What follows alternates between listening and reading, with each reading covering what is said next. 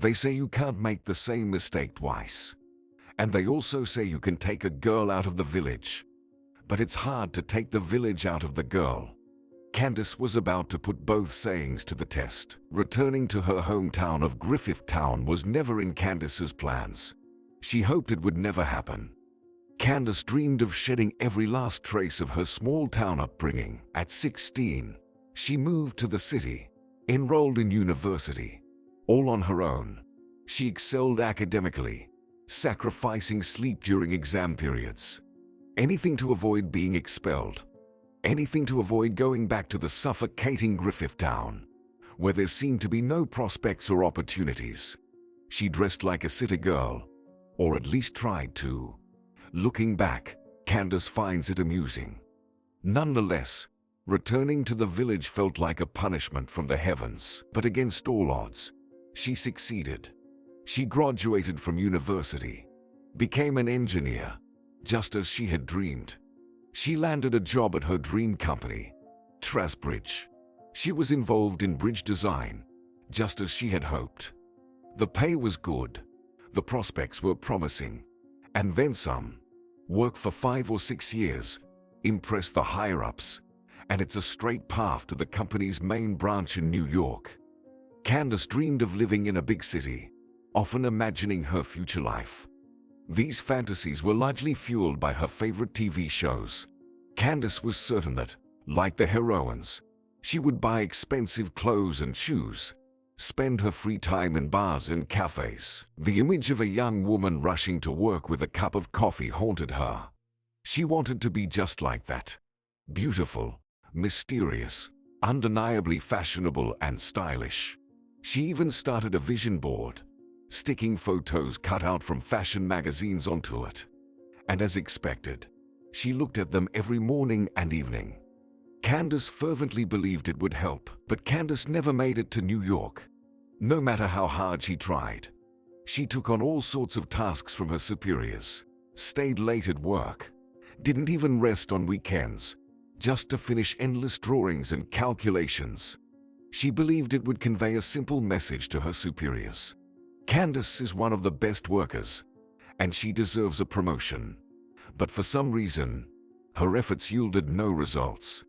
Only more tasks piled up, and her salary remained as small as ever. Once, Candace complained about this to her colleague, Bruna. Bruna had been with Trasbridge for a long time, about 10 years, holding the position of deputy department head. Candace, are you naive or something? Bruna chuckled. Don't you understand how this world works? Why naive? Candace felt offended. Isn't it supposed to be like that? Whoever works hard and diligently should climb the career ladder. No, Candace, that's not how it works. You're convenient. You work a lot and ask for little. Why promote you, and how so? Candace was surprised. What should I do? Well, there are plenty of options. Bruna winked. Sleeping with the boss, for example, with Mr. Keaton. He's already 60, and he's married. Candace laughed. So what? Do you think that's how she became his deputy?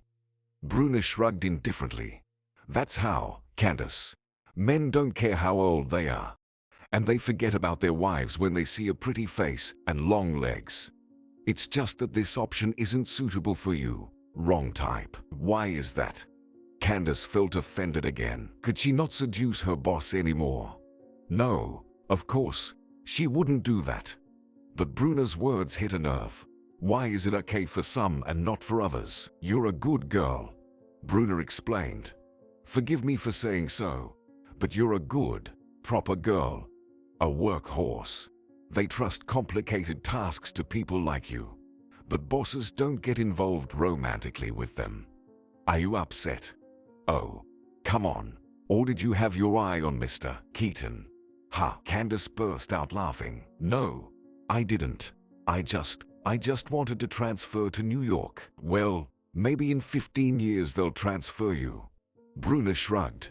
Meanwhile, they're transferring Leighton Brody. But she... Wait. She just got hired, and I'm redoing all her work. Candace almost cried from frustration.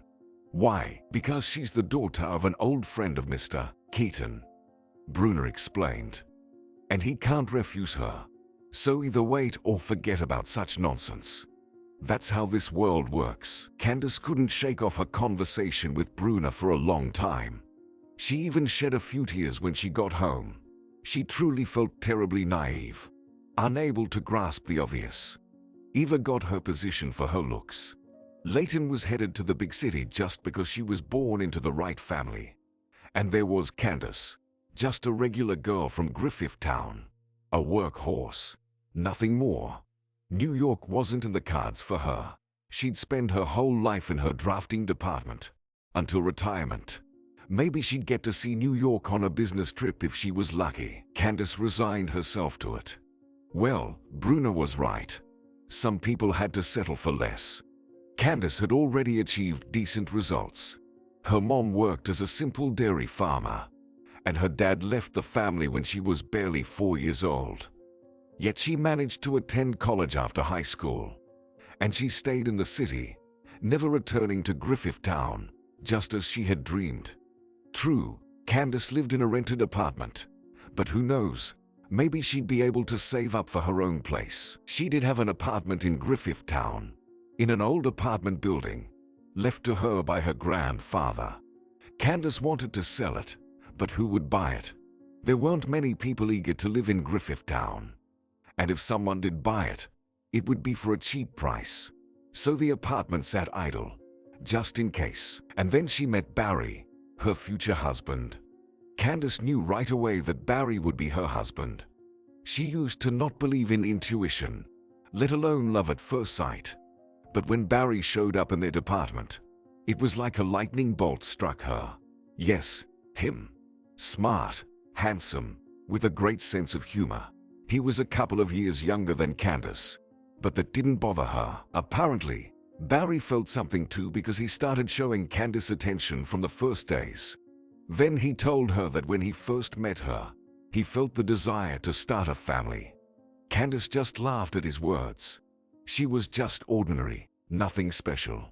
And he played the guitar, went hiking, and read thick books about fictional worlds, wizards, and dragons. But Barry insisted that he never saw Candace as ordinary. You're exactly what I need. Calm but with a sense of humor. Beautiful but not flashy.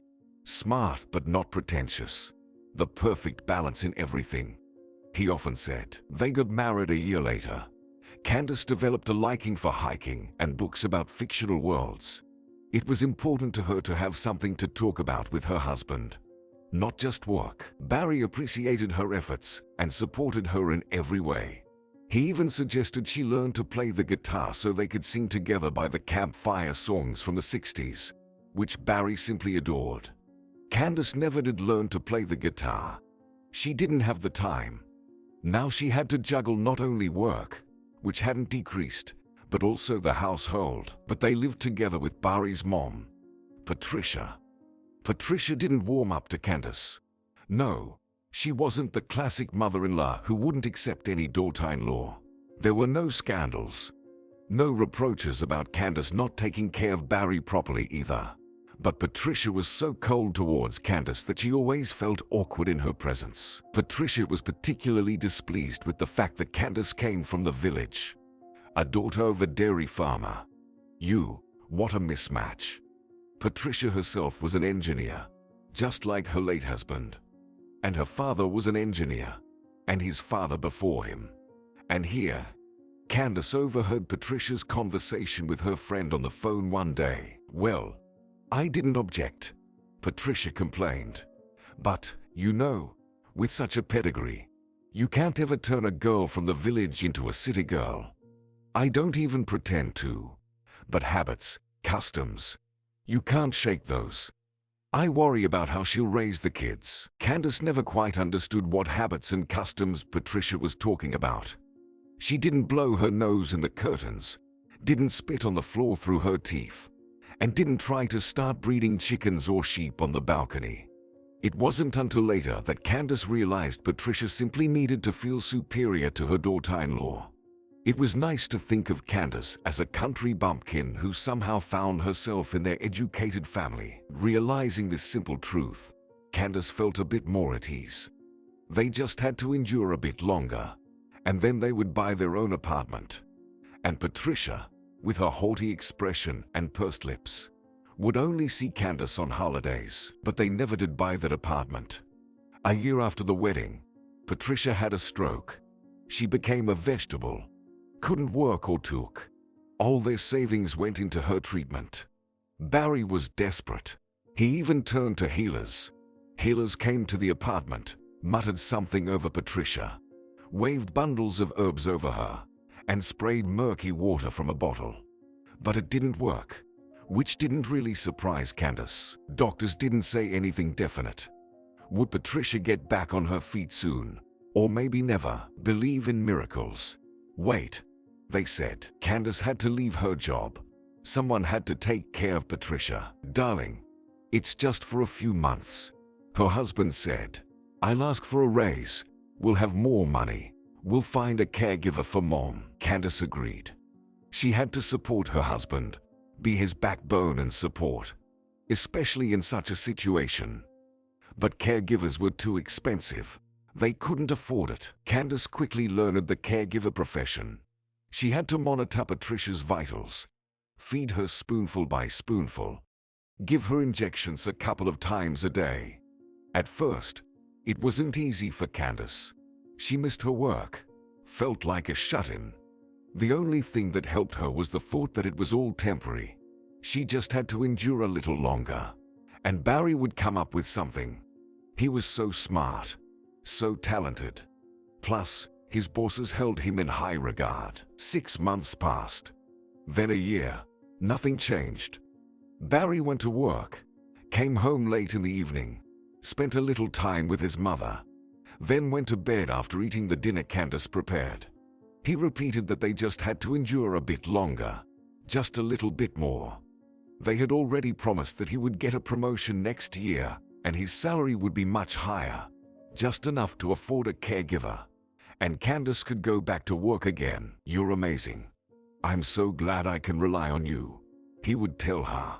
I'm proud of you, Candace. Those words inspired Candace.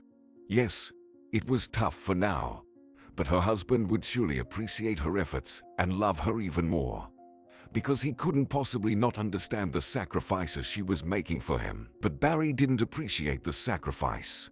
His mother, Patricia, passed away 7 years after her stroke. Candace organized the funeral. Barry couldn't gather himself. He was too devastated by his mother's death. Candace pitied him and completely took over the arrangements. And then, a month later, he suddenly announced that they should break up. How's that? Well, Barry hesitated. I met someone else and I don't want to deceive you. Long ago, she asked quietly. 3 years ago. On a hiking trip, Barry admitted. Candace remembered. Yes, 3 years ago, in the summer, he went on another hiking trip. Of course, he didn't take Candace with him because someone had to stay with Patricia. Candace let her husband go. After all, he needed a break. He suffered because of his mother and worked a lot. After all, he was the sole breadwinner. Candace never even thought that Barry might have an affair on the side. So, you've decided to leave, she frowned.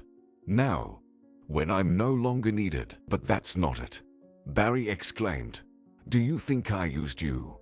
I've been thinking a lot, trying to figure myself out.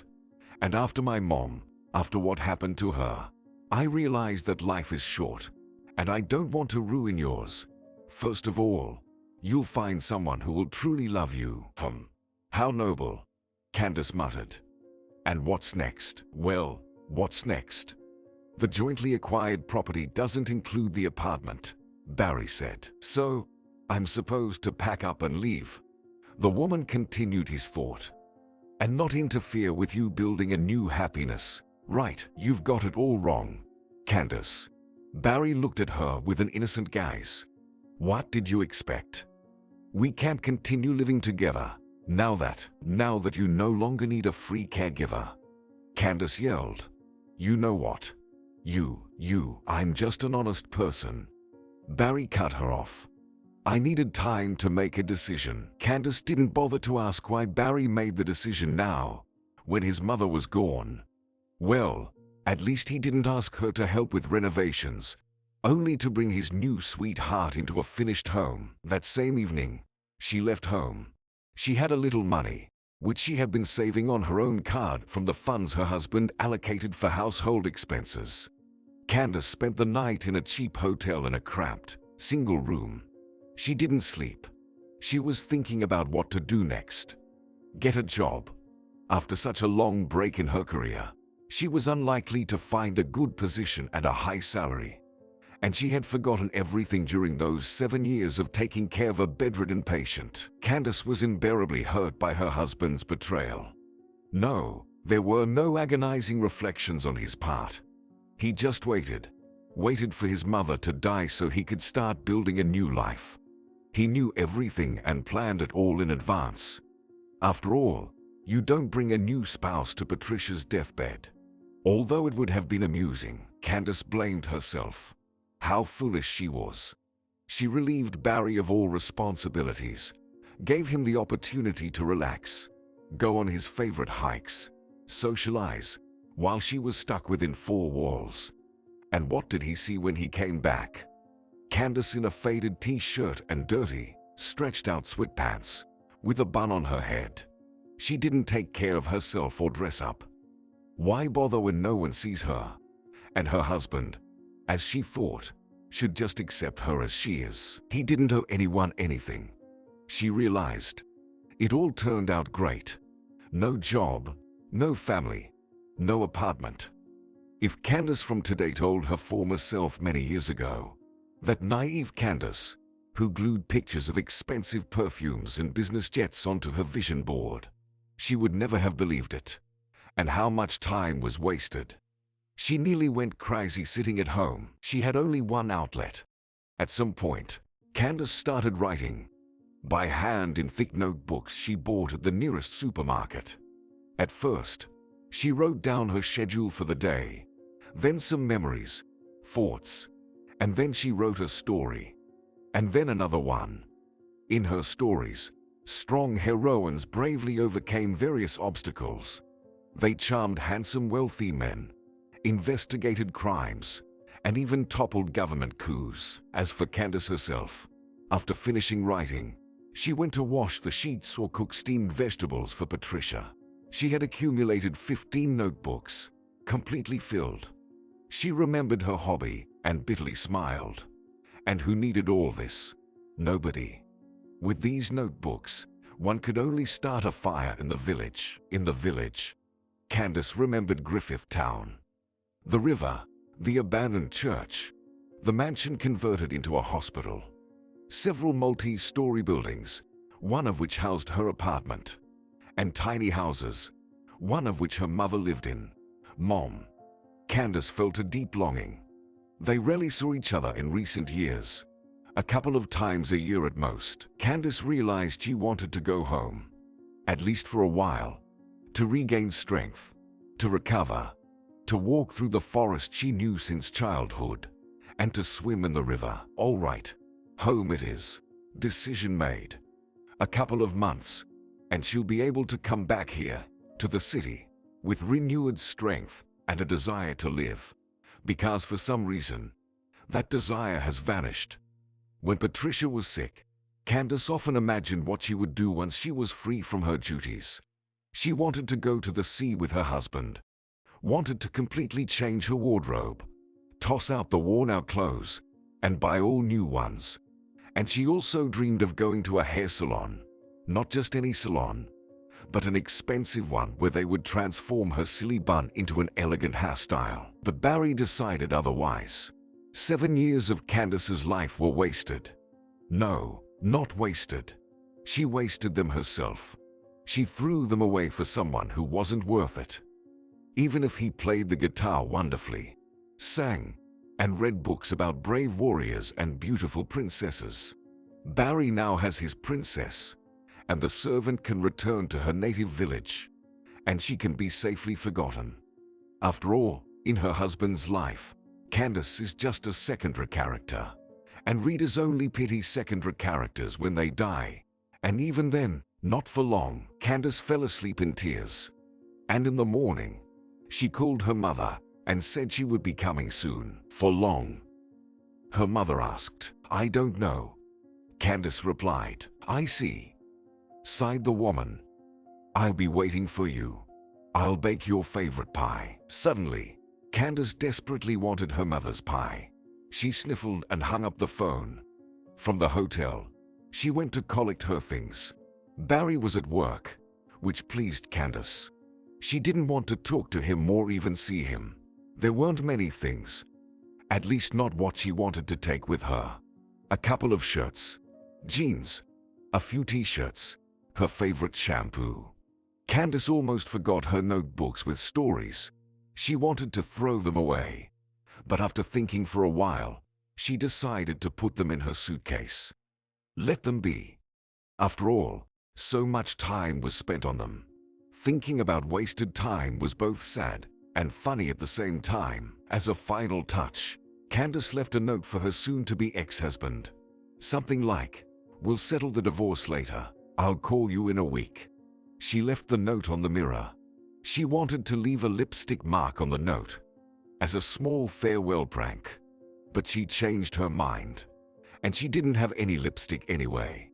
But surely, Barry's new girlfriend has lipstick. Definitely, she's a princess.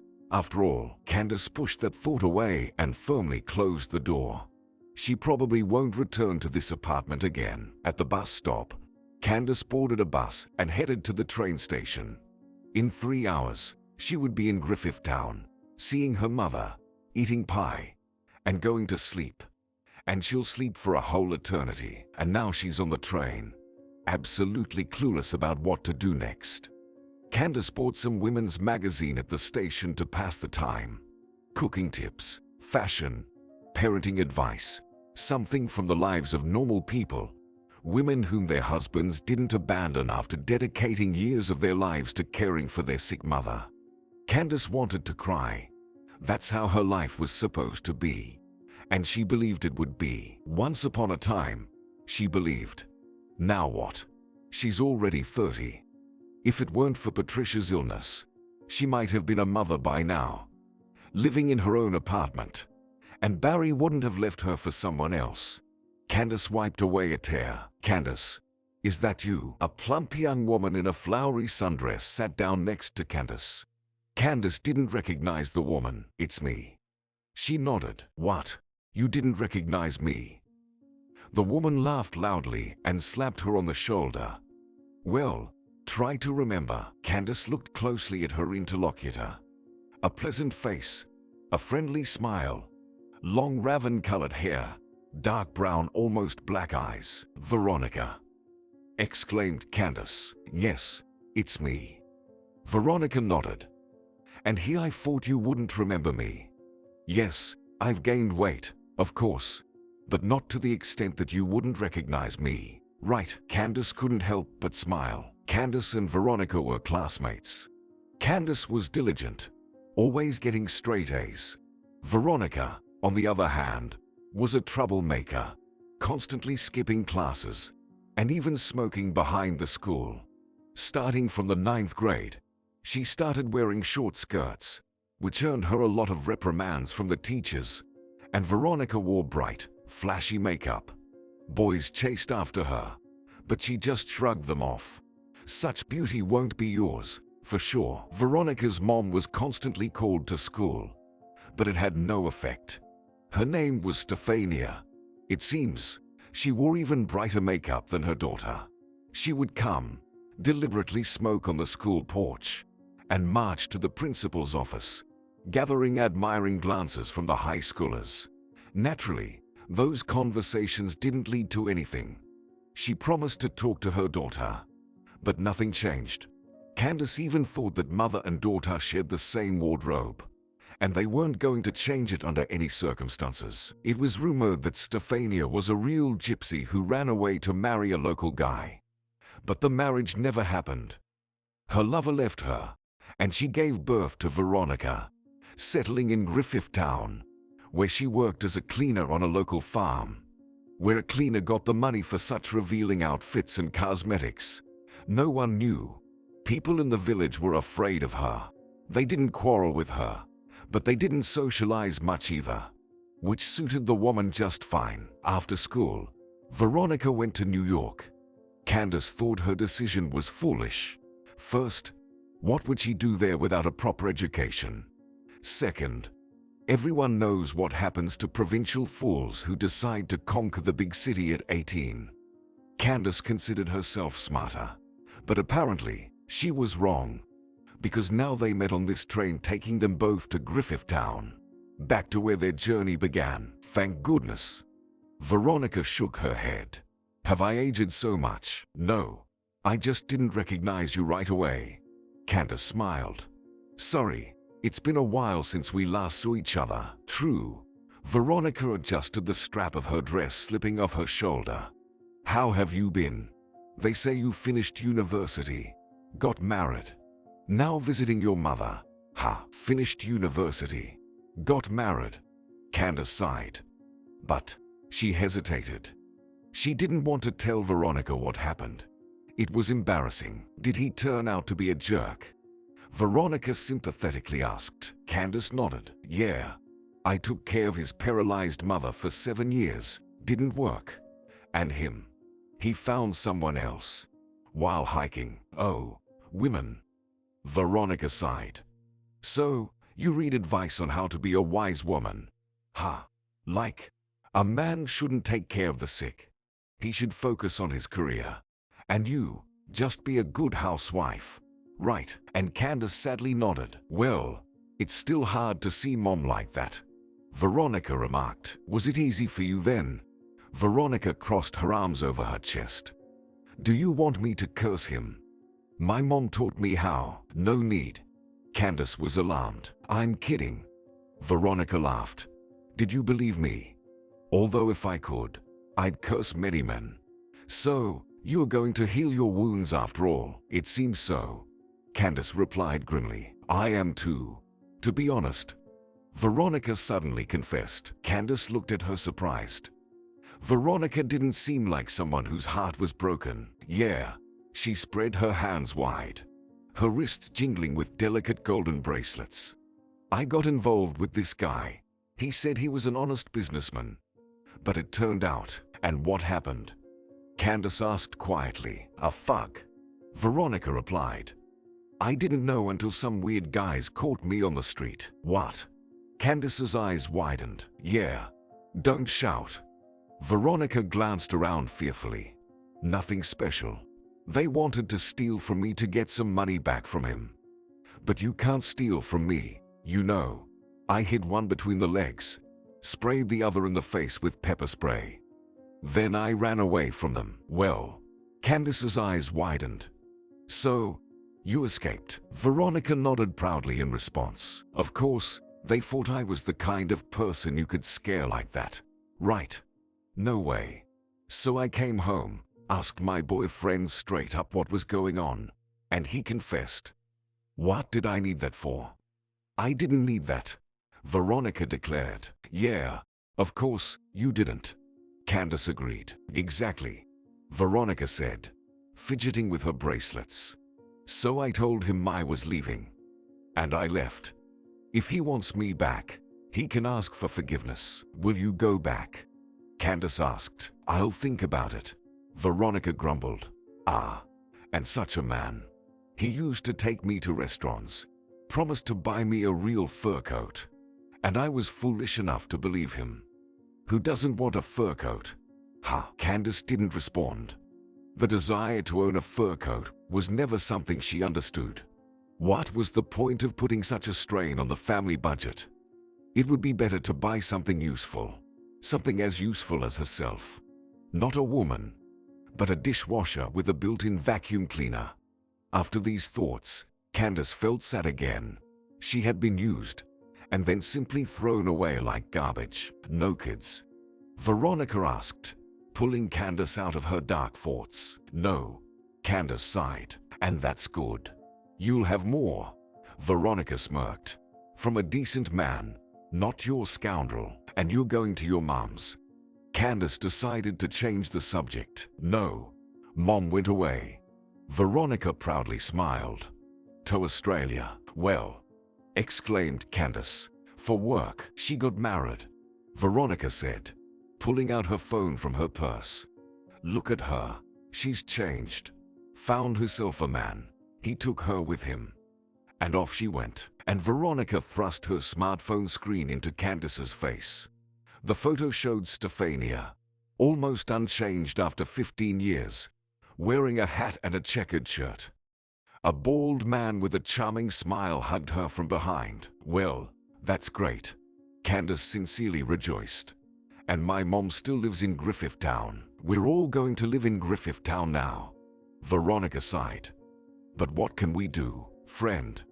The main thing is not to lose heart. Time flew by unnoticed as Candace and Veronica reminisced about former classmates and teachers. Some stayed in Griffithtown. Some left. And some just died. Candace felt sad again. How quickly time flies. And there was no going back to where she was a naive girl dreaming of living in New York. Going to work in an elegant coat and fashionable dress. And sipping coffee from a paper cup on the way. Damn that cup from her fantasies. The women stepped off at the right station. Neither Candace nor Veronica was met by anyone. Are you going to live with your mom? Veronica asked. Yeah, nodded her former classmate. And you? The apartment is still my mom's. She kept it for me. Probably felt it might come in handy. Veronica laughed. So, Candace, we'll be visiting each other. It's good I ran into you. I don't feel like such a failure now, compared to me. Huh? Candace felt offended. What's that? Veronica innocently smiled. Isn't it easier for two failures to survive together? Maybe we'll get closer after all. We hardly talked in school. They walked slowly along the road leading to Griffithtown. There was the childhood familiar abandoned church. It seemed like it was built almost in the 18th century. At least that's what they said. Once the building majestically towered over the wheat fields. Now only the walls remained. In her childhood, Candace used to run here with friends. Of course, her mom strictly forbade her from doing so. She said the walls could collapse right onto the heads of playing children. But there's nothing sweeter than forbidden fruit. Candace remembered the sweet feeling of fear that arose when she walked through the peeling gates. How scary and strange it smelled of dampness and mold here. It seemed like a misty clot would fly by any moment and engulf her in icy wind, making her hair stand on end and blood freeze in her veins. But Candace never saw any ghosts, although one time Clover, the local crazy woman, scared her badly. It seemed she lived somewhere in a shack in the woods. Legends about her circulated in Griffithtown. Apparently, she had some sad story in her life. Her whole family perished. That's why she went mad. She went to live in the forest, away from people, and only occasionally emerged to scare children playing in the church or passers-by on the deserted road. Candace was 10 then, and she and her classmate Michael decided to spend the evening in the church, just to give themselves a scare. They often went there, telling scary stories about the pitch-black hand, the coffin on wheels. Such stories could only be told like this, in twilight, in an abandoned building, with faces lit up by a pocket flashlight. They sat on the trunk of a fallen tree, which local teenagers dragged into the church. Candace was crafting another story, and then a hand reached out from the mirror and grabbed the girl. She whispered hoarsely, relishing the effect it had on Michael. He was terribly impressionable. He couldn't tell scary stories himself, but scaring him was a pleasure. Pale, mouth slightly open, eyes gleaming. And what happened with the girl? Michael asked. Suddenly, a howl rang out near the church. Thin, plaintive, resembling the howling of the wind in the branches of a willow tree. But it wasn't the wind. There were no willows nearby, and there was no wind today. What's that? Michael grabbed Candace's hand. Wolves, maybe. What wolves? Candace felt her heart beating twice as fast. Someone must be joking. Probably. In reality, Candace felt uneasy. Maybe it really was wolves. Or the ghost of a dead nun. They said a nun was killed in this church once, and sometimes she returned to mourn her untimely death. Who jokes like that? Michael curled up into a ball. Candace, go see what's there. And me, the girl protested. You're a boy, I'm scared. Michael admitted. You're braver. This disarmed Candace. After all, Michael was indeed a pretty strange guy. Usually boys never admit to being scared. And this one, fine. Candace sighed. Then stay here. The girl slowly got off the log they were sitting on. Something cracked under her foot, and Candace froze, trying not to breathe. But there wasn't much point to it. Michael was audibly wheezing in fear. Candace remembered he had asthma. She hoped he wouldn't start suffocating. She looked at Michael, pressed a finger to her lips, and slowly headed towards the exit. The boy covered his mouth with his hand and, apparently, held his breath because the wheezing suddenly stopped.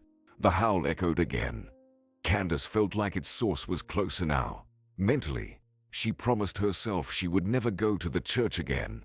At least not in the evening. Or maybe not at all.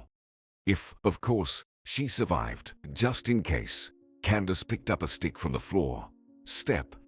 Another step. She cautiously peeked into the yard and saw a dark figure approaching the church along the children's beaten path. Candace screamed and dropped her stick. Michael ran up behind her. Get out of here. Leave. The ghost demanded in a creaky voice. Leave, heathens. Thieves. The moon peeked out from behind the clouds. Candace managed to make out the ghost's face. A hooked long nose almost to the chin. A tiny lower jaw. A huge wart on the forehead. The ghost spread its arms. Get out of here. Candace looked at Michael. Let's go through the second entrance. He understood her immediately. There was another exit in the church. One wall had partially collapsed, creating a gap big enough to squeeze through. And Michael dashed for the gap. Candace ran after him. What happened next? She didn't remember. They ran so fast that it felt like her heart was about to stop, and Candace tasted a strange metallic taste in her mouth. She thought her lungs had burst, and she would drop dead any moment. But they survived and ran to the house where Candace lived with her mother. Her mom came out at the noise. What happened? She asked in surprise. Wolves, perhaps. There. Candace sobbed. A ghost. In the church. It chased us. An old woman. Candace collapsed into her mother's arms and burst into tears. Michael stood awkwardly in the corner, picking at the floor with the toe of his old sneaker. Mom patted Candace's head. I told you not to go there, didn't I? She asked sternly. Candace nodded. There are no ghosts. Kids. Sighed her mom. Probably. It was Clover who came to you. She often comes out of the woods and scares people. Who's Clover? Michael asked, surprised. Is she a ghost? Candace's mom laughed and hugged her daughter tighter. No, she's just crazy. She won't hurt you, but she'll scare you. Her life was tough. That's why she lost her mind. And you, dears, go have some tea and calm down. Michael, do your parents know where you are? I told them I went to Duke's for a visit.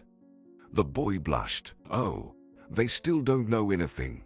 But they've learned to lie to their parents. Sighed Mom. Candace, I'll talk to you tomorrow. And you, Michael, go straight home after tea. I'll work you if you're scared. Michael didn't say anything in response. But Candace understood that she would still have to escort her friend, even though he lived 3 houses away. Clover haunted Candace in her nightmares for a long time. Do you think Clover died? Candace asked Veronica as they walked past the church. Who knows? Veronica looked thoughtfully at the almost completely ruined walls. People like her live a long time. Candace, maybe she's still wandering around. Or maybe they caught her and took her to a hospital, for example. We should ask the locals. Halfway to Griffith Town, they met Candace's mom, who came to meet her daughter off the train. Hello, Renee. Veronica smiled. Oh, and you're here too, Veronica. Renee nodded to Veronica, then hugged her daughter. I'm glad you're here, my girls. Candace, why do you look sad? Is something bothering you? I'm happy with everything. Candace squeaked. She just didn't want to burst into tears. Especially not in front of her mom. Okay, we'll talk at home. Renee sighed. Are you staying with us for long? Maybe you'll come in for some tea. I baked a pie. The years she spent with Barry suddenly seemed like an illusion to Candace. A dream she would forget in a few days. But here was the present. The road from the station to Griffith Town. Her mom. The special scent of the summer fields. Familiar since childhood. Unmistakable. Oh, forget about Barry. Candace would definitely be happy. No matter what. They reached Renee's house without haste. The woman set the table. Veronica dove for the pie. Candace didn't feel like eating. She just savored the feeling of having a home where she would definitely not be kicked out from. She leisurely drank tea with lemon balm leaves and listened to her mom's voice. Candace, did I tell you about Michael? Renee asked. No, you didn't. Candace replied to her mother. What about him? He's back, writing a book about Griffith Town. Renee smiled. He's our local history man or something.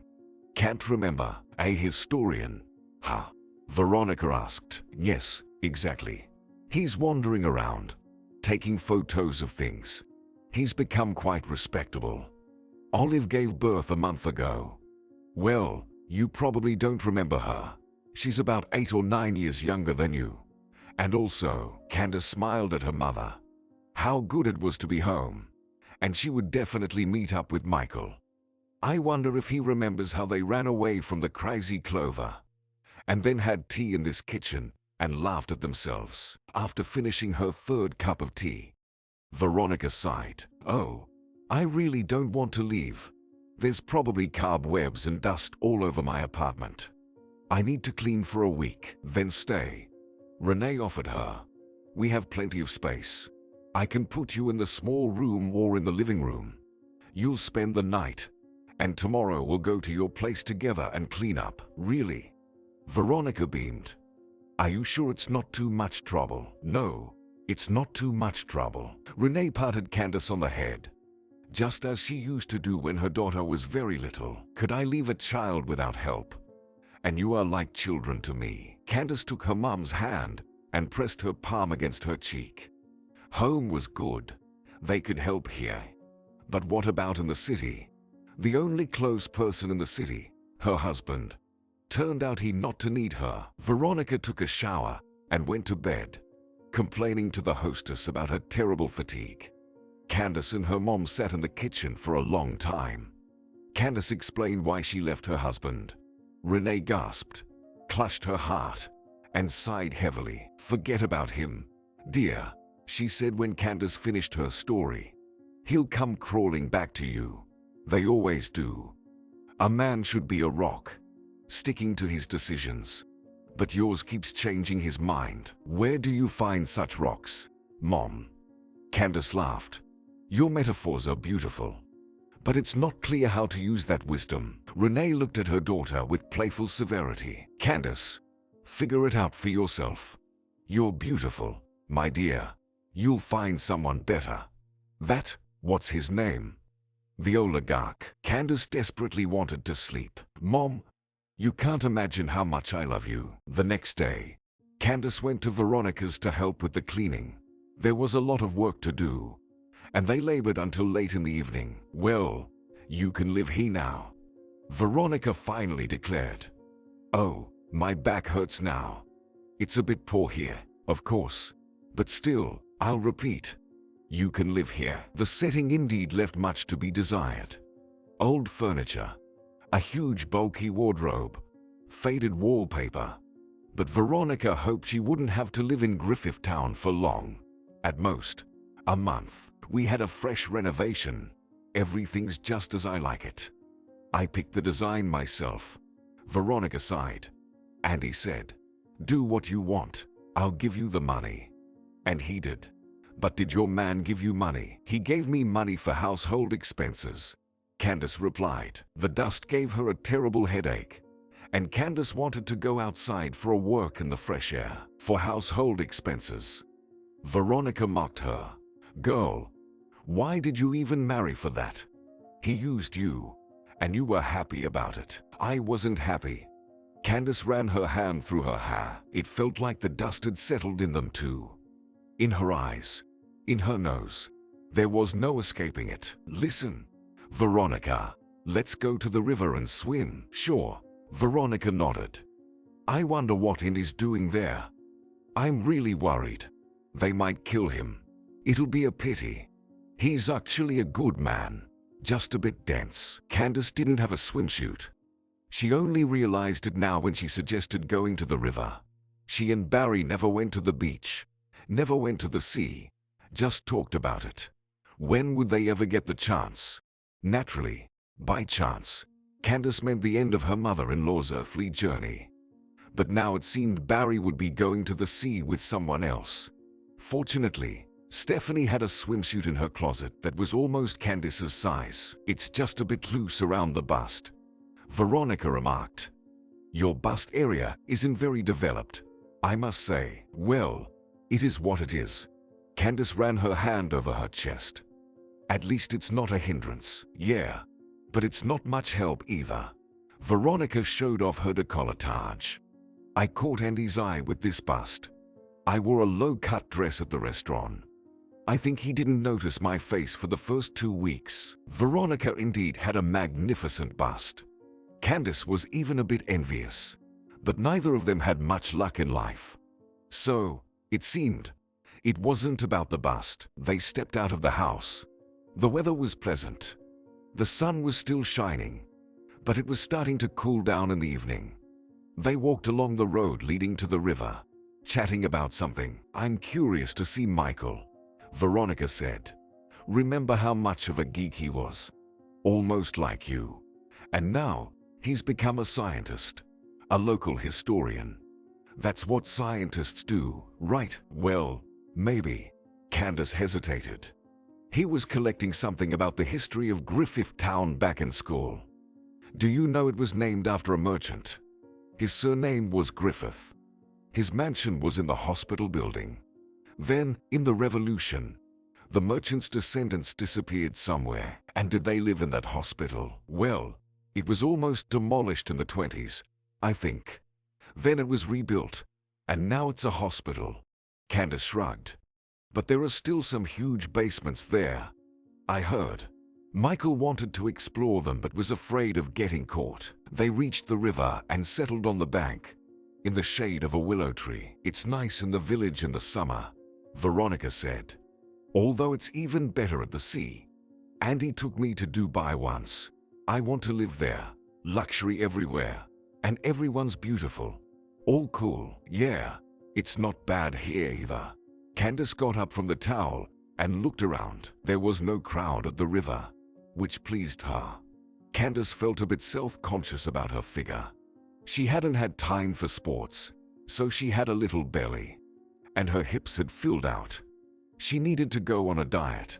But then again, what diet could she follow with her mom's pies? "Well, I'd still choose Dubai." Veronica stretched out on the towel and blissfully closed her eyes. It's too quiet here. You get it. But there's action there. Here, nothing happens." "I don't know. I like it here." Candace shrugged. "Veronica, I'm going for a swim." The water was warm. Candace waded in up to her knees, then up to her waist. She was one of those who didn't know how to dive. It took her some time to get used to the water, and yet, it was beautiful here. Willows, birdsong, a sunlit path on the water. Candace realized she had forgotten how beautiful the world could be. And once again, she felt a surge of anger. Barry was living his normal life, while he had walled her up in the apartment with his sick mother. Couldn't he at least offer some moral compensation or present him with a bill for services rendered? Find out how much the caregiver earns per day and demand money from him. Probably enough for a trip to Dubai. And there would still be some left over. Something dark caught Candace's attention. Something resembling a log washed up on the shore. Nothing special. just driftwood and reeds. But something about it didn't sit right with Candace. A chill ran down her spine. She took a step towards the log. The water suddenly seemed icy. The birds seemed to fall silent. Or was it that Candace's hearing suddenly failed her? Could a log have a face with a huge wart on its forehead, and thin, bony hands, and a long nose, almost to the chin? Candace realized what she was seeing and screamed. What happened next? The woman couldn't remember. It seemed Veronica came running, trying to calm her down. Then Veronica noticed what Candace had seen herself, and they were screaming together. It took them at least 5 minutes to calm down. The sight that had greeted them was too horrific. An old woman lay face up in the water. She couldn't be seen from the shore. She was hidden by thick reeds. That's Clover. That crazy one, whispered Candace. Veronica squeezed Candace's hand tightly. What do we do now? We need to call someone, suggested Candace. What else can we do? Maybe she's alive, Veronica asked. We need to check. She's not alive. She's not blinking. Candace trembled with horror. I've never seen dead people before. Okay, you stay. I'll run for help. Veronica glanced at the deceased. Are you okay, Candace? I won't stay. Candace squealed. I don't want to look at her. Don't look. Veronica gently shook Candace by the shoulders. Get to the shore. Wait for me there. Got it. No. Let's go together, Candace pleaded. I'm scared. Let's go. Veronica nodded. But quickly. And let's leave our things behind, or we won't find this place later. I, for one, definitely won't find it. They almost ran to the village. They knocked on the first house they came across. An elderly woman in a kitchen apron opened the door. Hello. There's a dead body in the river, announced Veronica. We need to call the police. The woman gasped. How could this happen? Are you sure? Who died? What horse? Soon, a policeman arrived. He was a man in his 40s. He arrived at the home of Veronica and Candace fairly quickly. At least, that's how it seemed to Candace. She didn't remember him. Tall, 2 meters tall, with dark hair, thin, with huge glasses on his nose. He reminded her more of a writer or poet than a law enforcement officer. I'm Steve Hurl. The policeman introduced himself as he entered the house. Who found the body? We found the body, Veronica replied. We were swimming in the river with my friend. Well, and the body was there. So, the body was swimming there too, right? Muttered Steve. Well, let's go. Let's take a look. Maybe you'll go alone, huh? Candace asked timidly. I don't want to go again. No. Come on. Steve frowned. Maybe you decided to play a joke on me. I don't remember you at all. Came from the city, decided to prank me, and probably filming it yourself. Ha, we're not filming anything, Veronica protested. Then you're just annoying me. Let's go, commanded Steve. On the way, you can tell me where you came from in the first place. We actually lived here, Veronica snapped. Yeah, this is Renee's daughter, Candace, I think. And this is Stephanie's daughter, the homeowner explained to the policeman. Steve, why are you so angry? Steve blushed slightly. Sorry. All right. Let's go, ladies. He decisively headed for the exit. Ladies. Veronica mimicked him. At the river, they quickly found the right spot. She's there, in the reeds. Candace pointed in the right direction. But I'm not going. You go yourselves. Steve looked at Candace incredulously. All right. Just don't try to escape. We won't even try, Veronica promised him. The policeman rolled up his pants, took off his shoes, and waded into the water. So, did you find her? Veronica shouted. Found her, Steve replied. Sorry for doubting you. The following days were restless. Police officers from the city came, interrogated Veronica and Candace. Then, for some reason, they took their fingerprints and photographed their documents. Candace was nervous. Maybe they would decide that they, along with Veronica, had killed Clover for some reason. But fortunately, that didn't happen. The police left them alone. Veronica and Candace were left in peace. A week later, Veronica came to visit Candace early in the morning. She was brewing tea with her mother on the veranda. "Hey." Veronica sat down on an empty chair. "So, any news about Clover?" "Nothing." Candace shrugged. "No one called me again. I wonder who killed her," Veronica said thoughtfully. "Why assume murder right away?" Renee wondered. "Maybe she drowned herself." Drowned?" Veronica chuckled. "Candace, did you even look at the body?" "No. I didn't have time for that," grumbled Candace. "I'm not very fond of examining dead bodies." "Sorry." "Well, her neck was blue. Someone strangled her," Veronica stated. "And there was a bruise on her wrist, as if someone grabbed her. So, she was murdered." "Maybe you just imagined it." Candace shuddered. "Why would someone kill her? Who needs her? She was harmless. Just scared children sometimes. I don't know who needs her, but she was definitely killed." Veronica shook her head. "We should go see that Steve, the unpleasant one, ask what they found there. After all, we have the right. We are witnesses." "Veronica, why do you need all this?" Renee asked her. "Of course, it's sad. But what can we do? She was already quite old." "I'm just curious." Veronica looked intently at Candace. "Will you come?" Candace understood. Her friend were just bored in the village. So they wanted some excitement, to feel like heroines of a detective series. But she doubted it would work out. Everything was too banal. She probably just fell into the water and drowned. And Veronica's bruises were probably just her imagination. "Well, let's go if you're so eager," Candace agreed reluctantly. "But he probably won't tell us anything. He's some nasty, unpleasant guy. You remember, unpleasant?" Veronica nodded. "But we have the right to know. After all, we are taxpayers. What if there's a maniac on the loose, and we're all in danger?" "All right.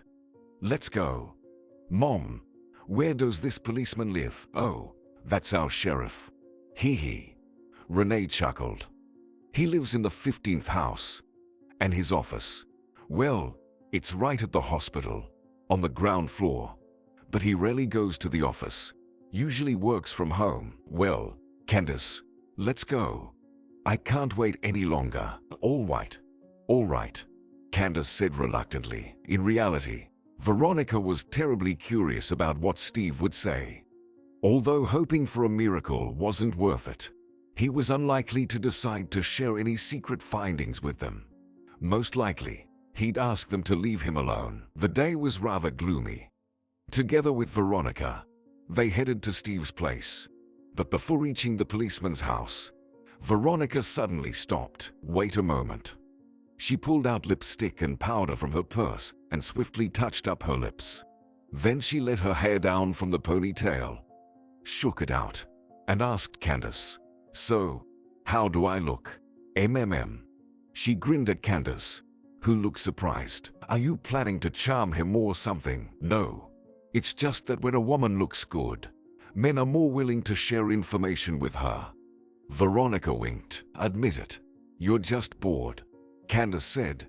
"After your Andy and his criminal dramas." "I'm not bored at all." Veronica sniffed. "You better study harder while I'm still alive. Just flutter your eyelashes, act dumb, and he'll spill everything you want." I knew about all of Andy's bills, even how he dodged taxes. Men, they're like dogs. They see a stimulus, they react. We are complicated. "All right. Let's go, my complicated friend. Maybe he's not even home." Candace adjusted her hair too. "Just in case you distract him with your beauty, Veronica, and I'll ask the questions." Steve was indeed at home. He opened the door so quickly, as if he was expecting guests. He was wearing an old sports suit with a faded logo on the chest. "Do you have something else to report?" the man asked, forgetting to greet them. "No." Veronica smiled brightly at him. We just wanted to know how the case with the drowned woman, Clover, is progressing. After all, we have the right to know. And where do you get that right? Steve leaned against the door frame and eyed Veronica. Are you working for the FBI and taking over the case? Is that so? No. We, among other things, found that body. Veronica kept smiling. But Candace noticed her clenched fists. So, officer, if not for us, if not for you, someone else would have found her. Steve sighed. Ladies, relax. Don't meddle where you're not asked to. Not going to tell us. Veronica took a step towards Steve and gently took his hand. But why? Don't you have any sympathy? Do I have sympathy? Steve nodded. Ladies, I'm not going to indulge your curiosity. You know what curiosity is. Curiosity is not a vice. Veronica smiled at him, and a big nuisance. Candace blurted out suddenly. Steve looked at her with interest. Exactly. He freed his hand from Veronica's grip. Well, I need to get back to work. Have a good day. But still, Candace pleaded. Was she murdered? Or did she just... Well, I remember Clover from childhood. She scared us when we used to sneak into the church. It was like she was protecting it from someone. Well, I feel so sorry for her. The experts wrote that she drowned. Steve finally replied after some thought. Candace sensed a hint of doubt in his voice. But if she drowned, then that's it. But you don't believe that, do you? Candace asked. He smiled in response. Why do you care what I believe? Ladies, go home. You are bothering me. If you know something, tell me. If not, then leave. We don't know anything. Candace admitted. Well then, goodbye. Steve nodded politely and closed the door. What a jerk. Veronica hissed. We found the body for him. And he, yes, ungrateful. Candace nodded. Veronica, let's just go already. Why are you getting so worked up? Well, I rarely find bodies and get involved in investigations. Veronica grabbed Candace's hand. Come on. Let's go check out the crime scene. Ha, what? Candace was surprised. Are you trying to be a forensic scientist now? Let's go. Veronica tugged harder at Candace's hand. Maybe we'll find something the experts missed. And Candace obediently followed her former classmate, mentally cursing herself for her soft nature. She could have been sitting at home with her mom, knitting socks and watching some old movie on TV. Veronica was like an unleashed dog. Really, they left the yard and walked along the road that led to the river. If there's anything there, it's already been found. Candace told Veronica, and anyway, Veronica, she probably floated downstream. She was probably killed elsewhere. So, you also believe she was murdered? Veronica brightened. See, my intuition tells me so. What intuition? Candace groaned. Goodness, Veronica, where does all this interest come from? Well, while I was sitting at home waiting for Andy, I used to watch detective shows. Veronica replied. I love them. I regretted not becoming a detective. I would have been a great detective, you know. I noticed details that others don't see. I always guessed who the killer was in movies, and I used to write detective stories while sitting with my mother-in-law. Candace confessed. Also out of boredom. Every day was the same there. So, I sat there, making up stories. Probably silly. Veronica stopped and looked at Candace in surprise. Well, I never imagined you as a writer. Will you let me read them? Well, I never showed them to anyone.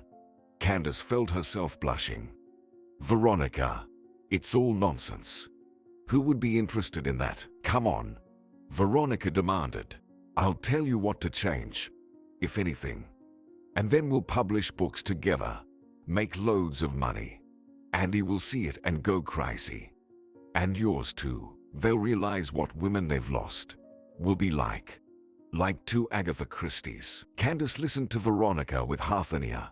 She pondered about the royalties of famous writers. where they would spend them if she were the most popular author. But Candace couldn't shake off her thoughts about Clover. What a tragic fate. She wondered what could have driven the woman to madness. Rumor had it that there was some terrible tragedy in her life. Yet almost no one in the village remembered exactly what had happened. It seemed like Clover had always been there, a local landmark, akin to the ruins of the church or the old oak tree growing at the crossroads. Finally, they reached the river. Veronica had already progressed in her musings to planning a house with future royalties, and right by the lake.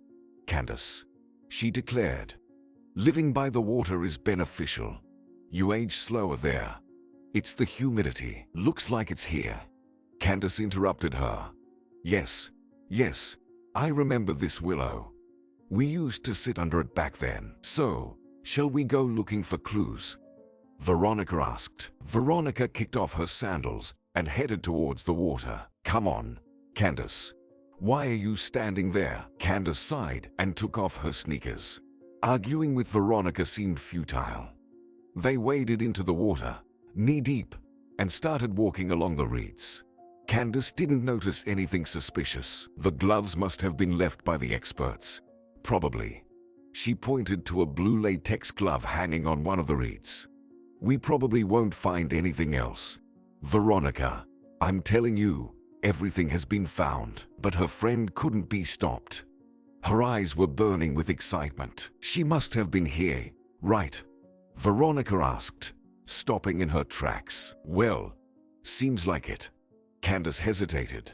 Here, search. Veronica started to sift through the bottom with her feet. Oh, something stabbed my foot. It turned out to be a shard of glass from a bottle. She pulled it out and put it in her pocket. Maybe evidence. Veronica explained with a serious expression. You're like a child. Candace sighed. Let's keep searching. Veronica retorted. We'll show Steve what us ladies are capable of. Candace obediently began inspecting the bottom. Nothing but sand, small stones, and reeds. Occasionally, there were some small fish, but they were unlikely to be related to Clover's murder. Suddenly, something glinted among the reeds. There was something lying right in the thickets at the bottom. Candace blinked. No, it wasn't her imagination. Perhaps another shard of glass. Some people have no clue how to behave in nature, so they litter wherever they please. Did you find something? Veronica asked eagerly. No.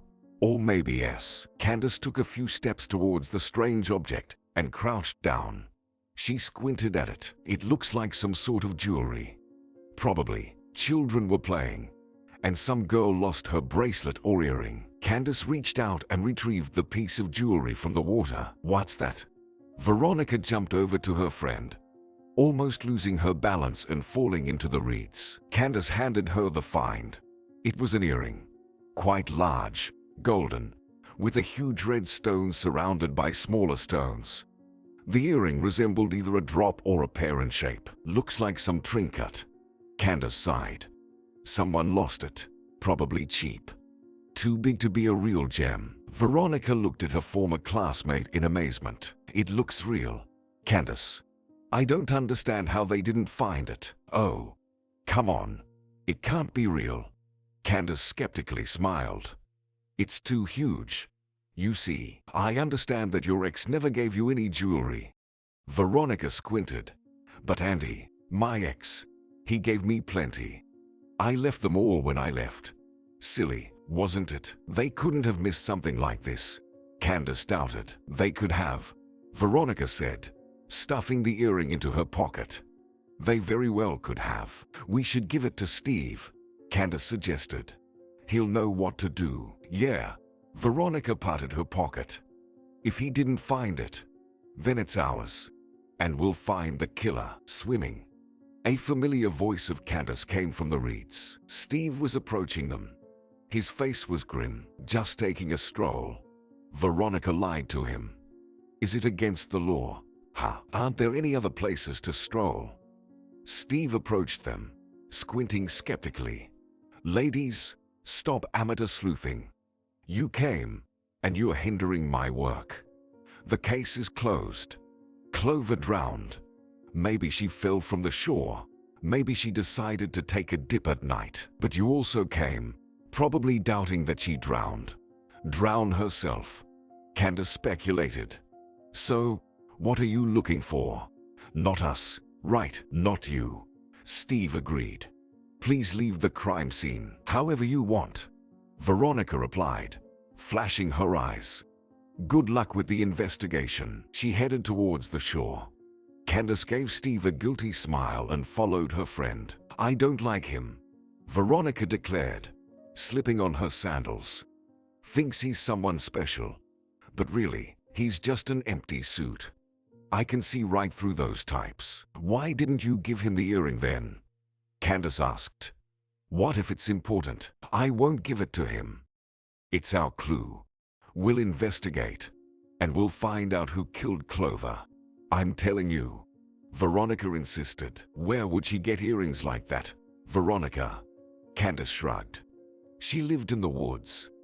God knows what she survived on. People used to leave food near the church for her, and she'd drag it back to her den. We need to find out where she lived, Veronica speculated. And search everything there. I'm not searching anything, Candace protested. Are you suggesting we wander around the forest? We could easily get lost there. Let's just go see Michael, okay? We've been here for a while, and we still haven't met up with him. What about Michael? Veronica asked, surprised. You think he did it? Candace made a face. Veronica, you've been watching too many detective shows. No, he's been gathering information about Griffith Town. Maybe he heard something about Clover. I'm telling you, she's a local landmark. Listen, that's actually not a bad idea, Veronica said, seemingly oblivious to her friend's expression. Let's go see Michael right now and find out. I wonder if he even remembers us. Let's go tomorrow. Okay, Candace pleaded. Today has been too eventful for me. Plus, Veronica, I promised my mom I'd help with making jam. We are going to make apple jam. Jam, Veronica teased. You lack a spirit of adventure, Candace. Andy loved me for that very spirit. By the way, oh well, make your jam, and we'll go see Michael tomorrow. By the way, do you need help with the jam? Candace suddenly realized that Veronica just didn't want to be alone, trying to distract herself. That's why she got so involved in the Clover story. That's why she insisted on visiting. She doesn't show it, but she's upset about parting ways with her mysterious Andy. Come on, let's go. You'll help. We need to slice the apples. The harvest is good this year, so there's a lot of work. Candace smiled. Hey, tell me about your rogue. It's interesting. Veronica pouted. What's there to tell? The horrible man hid his secrets from me. If he'd just told me, I might have forgiven him. But now, well, spill it. Candace urged her friend. You'll have time while we work. Veronica thought for a moment and then said, well, listen, he's just the perfect man. A real chommer. Once, Veronica went to the city with a specific goal: to find herself a husband. Naturally, the man had to meet a whole range of criteria: a wealthy, with an apartment, no intrusive relatives, a good job, preferably with his own business. Stefania early on explained to her daughter that it's difficult for a girl to make it on her own in life. She needs some support, either from wealthy parents or a husband who will solve all problems and provide the desired lifestyle.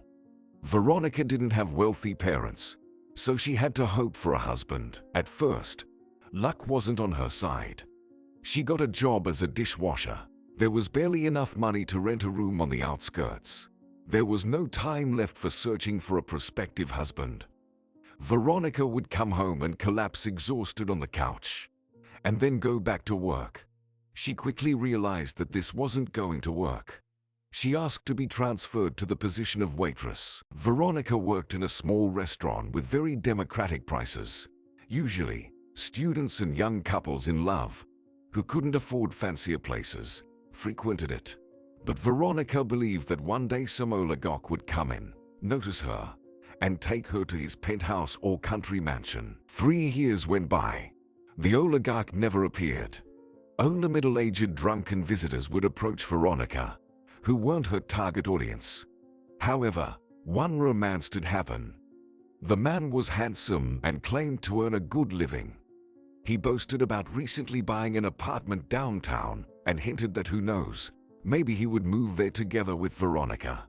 He was about 20 years older, but she believed that men, like wine, only get better with age. The romance lasted for 6 months and ended when Veronica found out that her beloved was long and firmly married, with 2 children, and had bought the apartment for his family. Veronica then decided to let go of this person and forget about him forever. However, as a parting gesture, she negotiated with the guys who were renovating her ex's apartment to brick up an egg in the wall, which would rot over time, emitting an unbearable foul smell. She had to pay the guys almost all of her savings, but she didn't mind the money. Stefania taught her that evil must be punished, and it should be done by people. God doesn't have time for all the little things. Sometimes, it's worth taking responsibility into one's own hands. And the thought of the cheater's wife painfully trying to find the source of the smell was extremely satisfying for Veronica. One day, she struck up a conversation with her colleague, named Anna. Anna looked like she stepped out of a picture, with slightly plump lips, long light hair, and slender legs, which the owner clearly worked hard on at the gym. That's exactly how Veronica wanted to look herself. Expensive. Like a woman who invests money in herself. Veronica didn't understand one thing. How did Anna end up in their restaurant, working as a waitress? Such a girl should spend her time at resorts and beauty salons, not carrying trays with cheap snacks. Veronica decided to befriend Anna, and she succeeded. It turned out that Anna had recently divorced with a wealthy businessman. Or rather, they didn't officially divorce. She had to leave him. They weren't officially married, although they lived together for almost 4 years. The man simply found someone else, younger and prettier, and he kicked Anna to the curb. Like Veronica once did, Anna came from the provinces with no connections or savings, so she had to take the first job she could find. Veronica felt sorry for Anna, but at the same time, she believed that Anna could be a valuable source of information. For example, she might reveal where oligarchs and businessmen hang out, and Veronica was certain she wouldn't make Anna's mistakes. She thought making a man marry her would be an easy task, and then it would be even easier to take what's hers in case of divorce. Anna met her ex-boyfriend at the nightclub yacht. That's where they hang out, she explained. They drink, admire the girls, discuss business. It's been like that since the 90s. A tradition, you know. It used to be a hangout for thugs, but now it's decent people. I had no idea, Veronica said, surprised. Well, it's a closed place, for insiders. Anna smirked. They only let you in by special invitation. You can't just work in. How did you get there then? Veronica asked, feeling like the gates to the world of big money and oligarchs were about to open for her. Me? I paid whoever needed to be paid. Anna shrugged. The main thing is to know how to negotiate, girlfriend, and have a wad of cash in your pocket, and the rest will fall into place. And with whom? Veronica almost trembled with excitement. So, do you dream of marrying a rich man? Anna laughed, then looked thoughtfully at Veronica. Maybe you'll succeed. You're cute. No shine. Of course, you look, sorry, like a provincial. Get yourself in order first, and then I'll tell you how to get into the yacht. To get herself in order, Veronica had to take out a loan. She updated her wardrobe, got a haircut, and manicured her nails. And she realized one simple thing. To be beautiful, you need money. No, she had always considered herself cute, but truly glamorous. It took quite a financial investment. Who needs natural beauty? It's boring. You need shine. Anna was right. An uncut diamond could easily be mistaken for a pebble, but no one could pass by a brilliant one. Finally, Veronica slightly pursed her lips. Now she felt she looked perfect. The only thing left was to find out how to be at the yacht at the right time. Anna instructed her friend, "Listen up. There's a guard named Harry on duty on Fridays. Only on Fridays. So go then. That's when the rich boys gather to relax. On other days too. But they'll be busy with their affairs. They won't notice you. You could run around naked in front of them. Anyway, you pay Harry 1,500. Veronica was flabbergasted. "Well, yeah. And then just handle it yourself. Don't fall for expensive things. There are plenty of those there.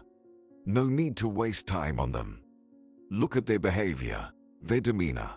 And don't worry if he's wearing a ring. Many of them have old wives who don't want a divorce. But the boys want some adventure. He'll shower you with money. And if you're a smart girl, he might even give you an apartment and a car." Veronica listened attentively to Anna. Yes, she would have to go to the bank again for a loan. But that's okay.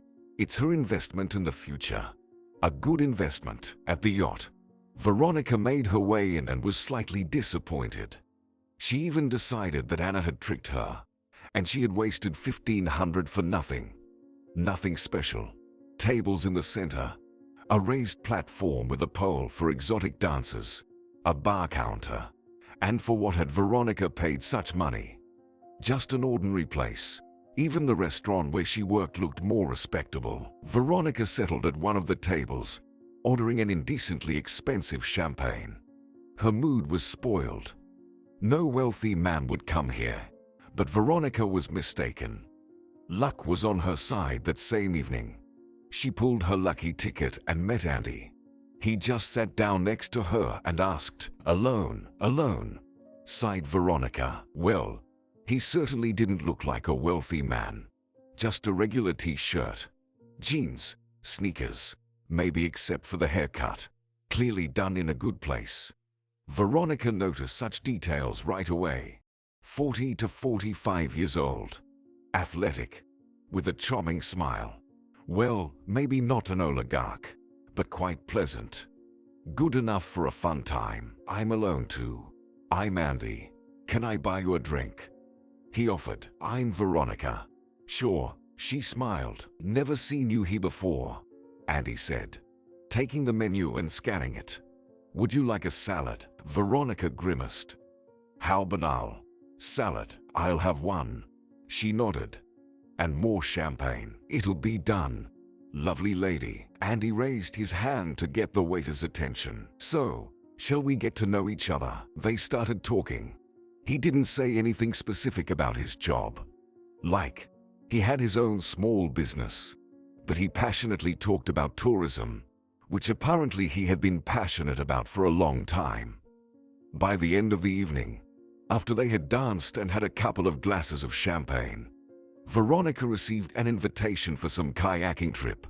Of course, she didn't want to participate in it. But for some reason, she lied to Andy, saying that she also loved hiking. She just wanted to impress him. Nothing more. It was fortunate that one of the chefs at the restaurant was a hiker, constantly talking about his adventures. So Veronica knew a little about it. But she didn't refuse Andy's offer. She liked him. A lot. Yes, he wasn't what she had in mind. But there was something about Andy. Something that intrigued her. Maybe it was his charming smile. Maybe the fact that he didn't talk much about his income, cars, and apartments. But he did captivate her with his stories about hikes. Veronica decided that he would do just fine for a couple of months. A week later, she went on a hike with him. Well, not just with him, but with a group of other tourists. During the hike, Veronica felt bad and scared. She was afraid of the water, froze in the tent, and had no idea how to handle the kayak. Andy quickly realized this and took Veronica under his wing. Of course, he teased her, which annoyed her terribly. But Veronica had no choice. On the last day of the hike, Veronica fell ill. Her temperature rose, and a terrible cough began. "Let's go to my place," sighed Andy. "I'll take care of you. You shouldn't be alone like this." And Veronica agreed. Why not? Besides, it would be useful to see where he lived. At least she could figure out if he had a wife or a steady girlfriend. Of course, some men try to hide the presence of another half. But Veronica found these attempts amusing. Women know how to mark their territory. Lang hair in the comb, a hairpin in the bathroom cabinet, a pack of tampons left in the bedside table drawer. How many times had Veronica found such evidence with her previous boyfriends? Countless. She didn't have high hopes for Andy. He was fun. Yes. Interesting. Yes. But nothing more. He would do as a temporary option. She was sure Andy lived in an ordinary apartment, with cheap furniture, poor repairs. In short, middle class. But when he brought her dirty and freezing to his place, she was stunned. 4 rooms, excellent renovation, everything was top-notch and expensive. Veronica loved browsing interior design magazines. She dreamed of how her apartment would look in the future. And she knew a thing or two about it. Natural marble in the bathroom. Not cheap laminate on the floor, but real hardwood. "Who are you anyway?" Veronica asked, looking around. "Is all this yours?" "Mine," Andy chuckled. "I have my own business. I told you." "And what do you do?" Veronica squinted. "Something illegal." "No." "Why?" Andy warmly smiled at her. "Restaurants, cafes. I'm a chef by profession. I worked in the field for a long time, and then I wanted more. By the way, the yacht also belongs to me. I bought it several years ago, and you didn't tell me." Veronica looked at Andy in astonishment. "Why?" "Because I got tired of women being only interested in my money." He shrugged. "But look at you. You even went on a hike with me." I knew right away you didn't know anything about it." "I understand." Veronica frowned. "By the way, I've actually learned how to paddle quite well." "Well, yes, except that you fell into the water 3 times. He hugged her and kissed her on the forehead. "Go to the bathroom. I'll prepare dinner." In the bathroom, Veronica first examined all the cabinets, even looked under the sink. There were no traces of women's presence. Satisfied, she stepped into the shower cabin. Oh, she wanted to laugh and clap her hands with joy. It turns out she had caught an even bigger fish than she had initially hoped for. Now she just needed to solidify her success, make him fall in love. It was disappointing that he had already seen her with messy, dirty hair, without makeup, and in hiking clothes. But Veronica could change that impression. She went to Andy, wrapped in a towel with her hair down. She thought it would have a stunning effect. Sitting on a chair, crossing her legs. Any man seeing such a sight would lose his mind. She walked into the kitchen. Andy was conjuring over an omelette with vegetables, humming to himself. Veronica gracefully sat on a stool, revealing her slender legs, and looked at him invitingly. But Andy just frowned. "You're sick, Veronica." "There, in the bedroom. I have clean pajamas in the closet. Choose one for yourself." She hung her head. "And do I really not appeal to you at all?" The man stepped away from the stove, leaned over her, kissed her nose, and said softly, "You have no idea how much I like you. Just need to wait a bit until you are better, so everything will be right. Don't rush it. By the way, you're staying over tonight." "Okay." Surprised, Veronica changed into pajamas, which were a bit too big for her. Maybe he's crazy. There are no such men. There just aren't. They had dinner together, then watched a movie. Then they went to bed together on his bed. They lay cuddled up, and Veronica suddenly realized that she had never felt as good and comfortable with any man as she did with Andy. She hadn't counted on love as a bonus to a wealthy man, and it even scared her a little. But Veronica's fears turned out to be unfounded. Within a couple of weeks, she had already moved in with Andy and quit her job. Now she only took care of the house and herself. Cooked, cleaned, and waited for him in the evenings with dinner ready. Veronica liked her new life. Andy gave her as much money as she asked for, and even more. She bought expensive dresses she could only dream of before. feeling like a real Cinderella. So they lived for several years. They wanted to get married, but the wedding kept getting postponed. Andy wanted to go on a long trip for a couple of months after the celebration, but work kept him tied down. Veronica was a little upset, but she didn't show it, because otherwise, Andy was perfect.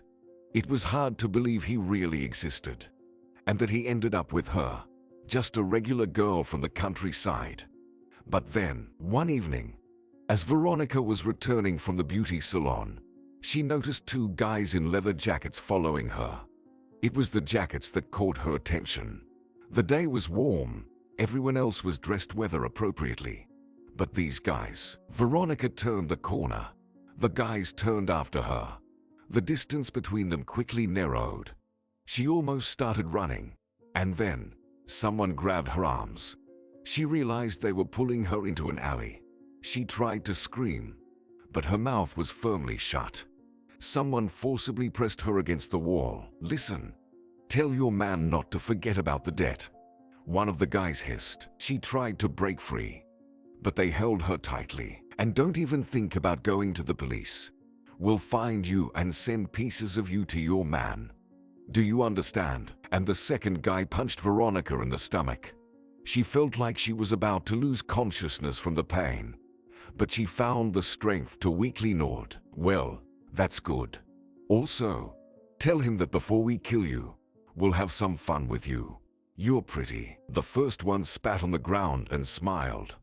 Veronica noticed a scar on his cheek. A thought flashed through her mind. They don't hide their faces, so they're not afraid of anything. Or they really intend to kill her. Finally, they hit her again. She still passed out, and when she came to, they were gone. There was a young woman kneeling next to her with a frightened face. "I called an ambulance," she said. "What happened?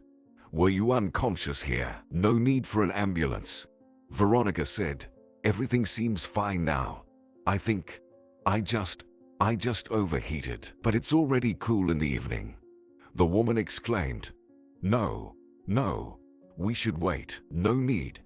Veronica grimaced.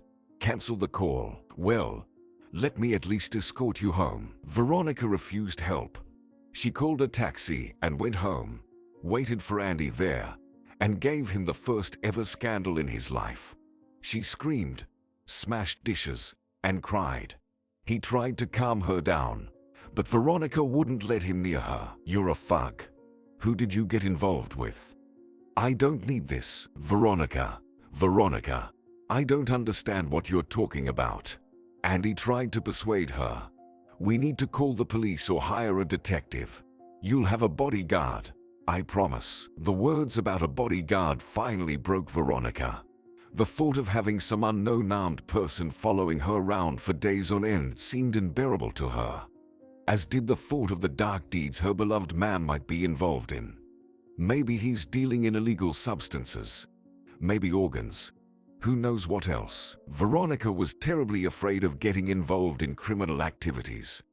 The next day, she was traveling to her hometown, Griffithtown. "Well, that's something," Candace exclaimed after listening to Veronica's story. "I couldn't tell you had been through something like that." Veronica just waved it off. "You have to keep a straight face. That's what Mom always taught me. No matter what happens." "Do you miss him?"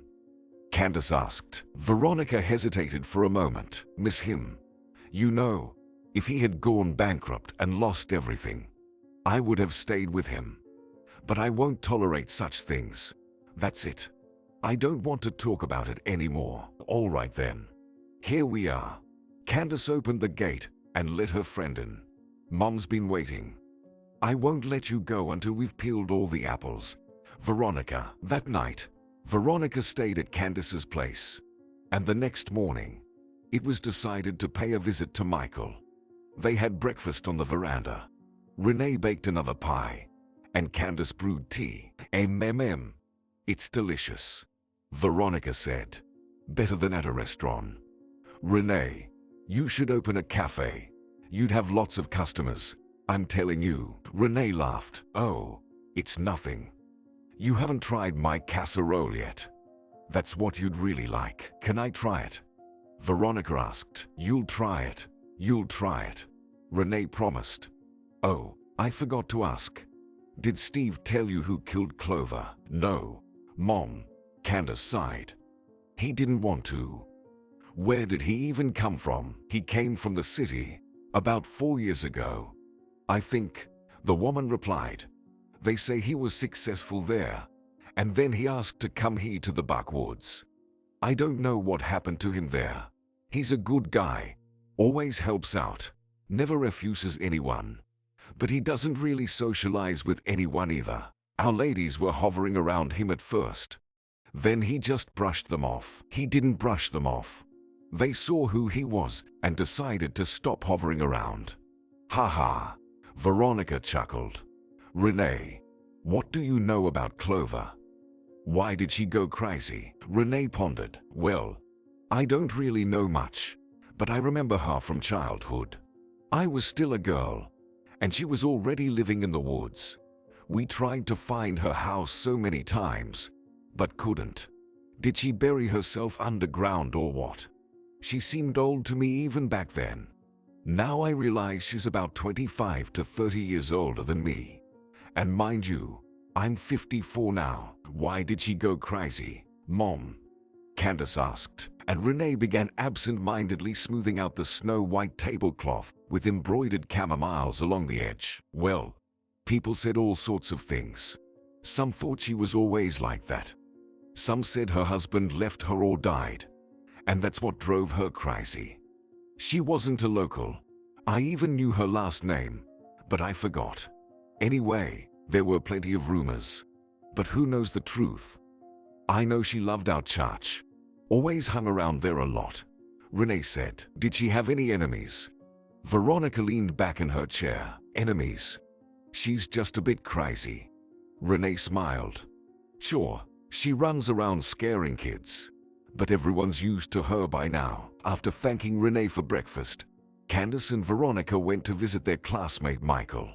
He lived next door to Veronica, in one of the apartment buildings. She didn't know exactly where, but she hoped they'd find out. And they did.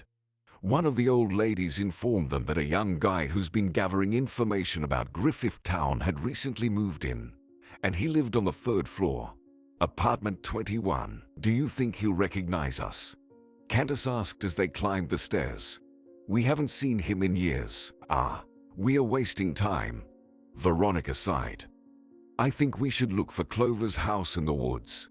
She must have lived somewhere, right? Veronica, have you lost your mind? Candace glanced at her friend. Are you bored now? Fancy yourself a detective, as if you're not curious. Her friend retorted. Oh, here's where he lives. I wonder if he's home. There was no doorbell by the door. Candace knocked cautiously, and a couple of minutes later, she heard shuffling steps. The door opened. She recognized Michael immediately. He was still plump, with a round, good-natured face.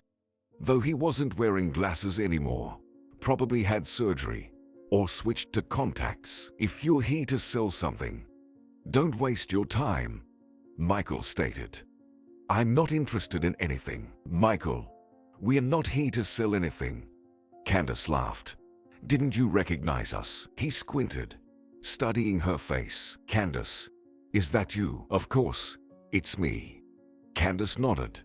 And this is Veronica. Well, Michael exclaimed, throwing up his hands. What a surprise. Why are you here? I heard you both went to the city or something. We came back, Veronica replied.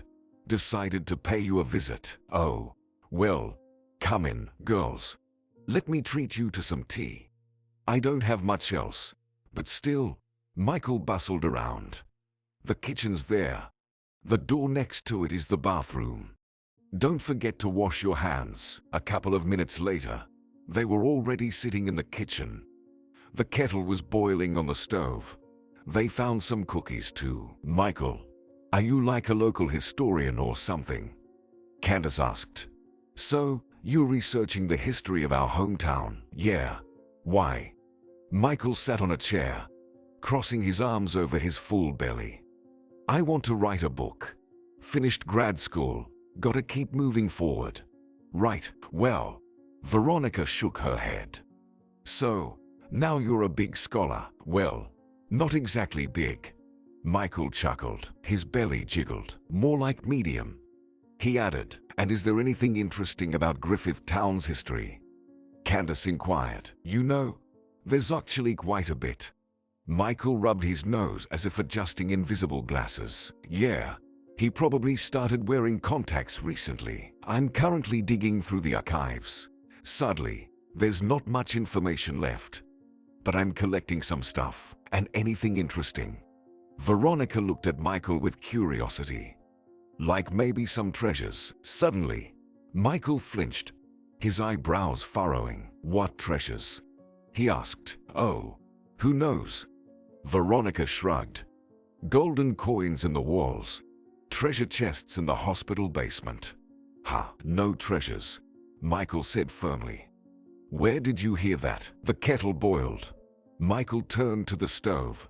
Veronica gave Candace a meaningful look, but she didn't catch the meaning of her glance. Michael, we're here for a reason, Veronica said as Michael placed cups of cheap tea bag tea in front of them. Well, you can't just drop by for a casual visit anymore, huh?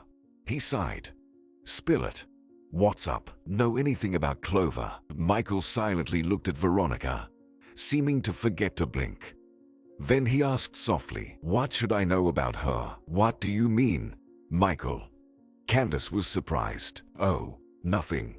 He shook his head. I heard she died. Drowned or something. Sad. I remember how she scared us back then. She howled like a wolf.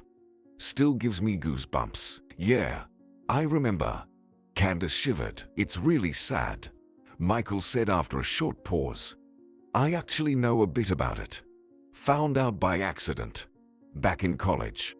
Came across an article in an old newspaper. Got interested. And started digging. Ended up uncovering the history of our Clover. It's pretty bleak. Actually, what's the story? Veronica held her breath, gazing at the apartment's owner. Nothing extraordinary. Michael sighed. Just a tragic love story. Well, come on, spill it, Candace demanded. We're intrigued. Michael twirled the cookie between his fingers, gazing thoughtfully into space. Well, Clover used to work as an investigator. She was handling a case involving a certain authority figure, Donnie. He was quite a looker, tall and muscular, even worked out in prison when they put him away. Anyway, Clover used to visit him in prison. You know, interrogations, face-offs. And this woman, she was lonely, never started a family, all wrapped up in her work. So, predictably, she fell for him. He had a way with words, you see, the kind of words women want to hear. So, he fed her all of that. I read a lot about it later. Inmates can conduct courses on how to make any woman fall for them in a couple of days. Michael paused, as if choosing his words carefully. Veronica squirmed in her chair with impatience. Finally, the man continued his story. Well, in short, Clover fell in love, almost for the first time in her life. Donnie didn't seem like a dangerous criminal to her anymore, stuck in prison. No, she saw him as a noble outlaw, so to speak, pushed onto the criminal path by a tough childhood. Donnie did grow up in a rough environment, without a father, witnessing his mother's constant drinking bouts and her boyfriends. He was often beaten, sometimes forgotten when it came to meals. What kind of life could a boy have, growing up in those conditions? Tell me.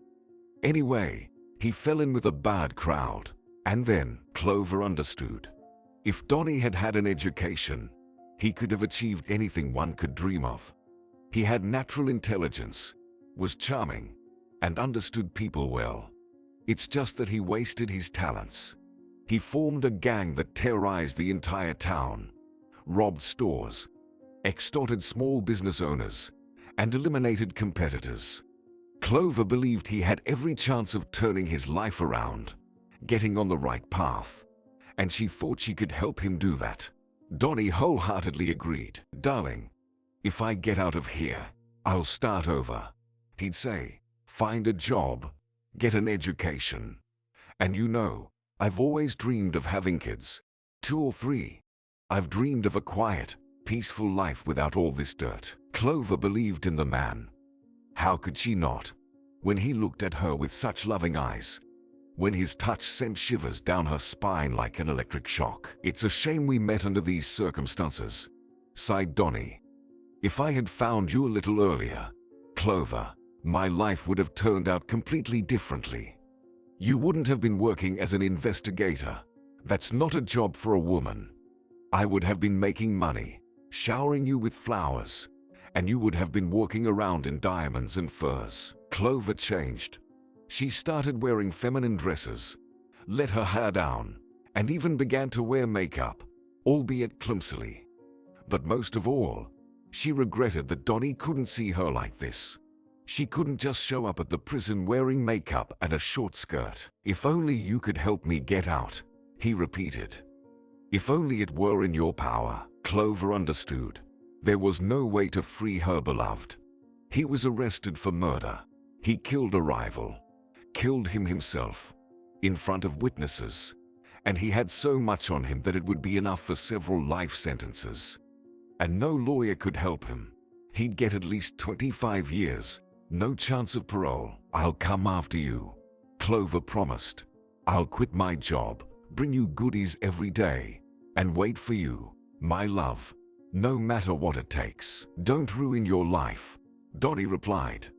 "And don't ruin mine. I don't want to hope that someone will be waiting for me." "You won't wait, I know." "Then, let's get married right here, in prison," she suggested. "I'll leave my job for you. What's the point of it if you are suffering?" "Don't. If only you could help me escape." He sighed. She didn't know what to do. Should she bring him a file? That only happens in movies. Was her fate really so tragic? To meet the love of her life and lose him immediately? No, she would definitely come up with something. One day, during another interrogation, or rather, meeting, Donnie told Clover that he had a solution. "They'll be transporting me in a week," he announced.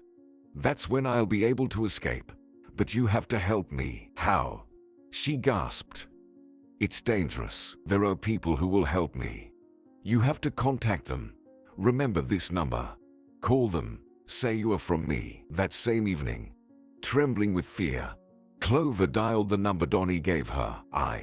I'm from Donnie," she said quietly. "I'm listening," came the smooth voice of a man. She laid out her beloved's plan. "Okay, but it'll cost you a lot of money."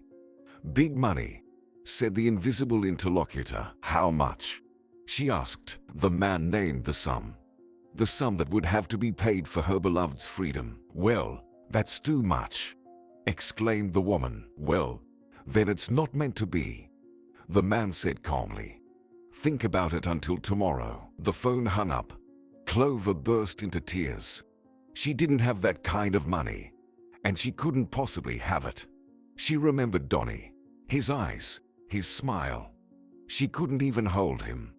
And yet, she dreamed so much of being with him for real, having children with him, growing old beside him, and then doting on grandchildren. "Well, I don't know how, but she got the money," Michael said after a brief pause.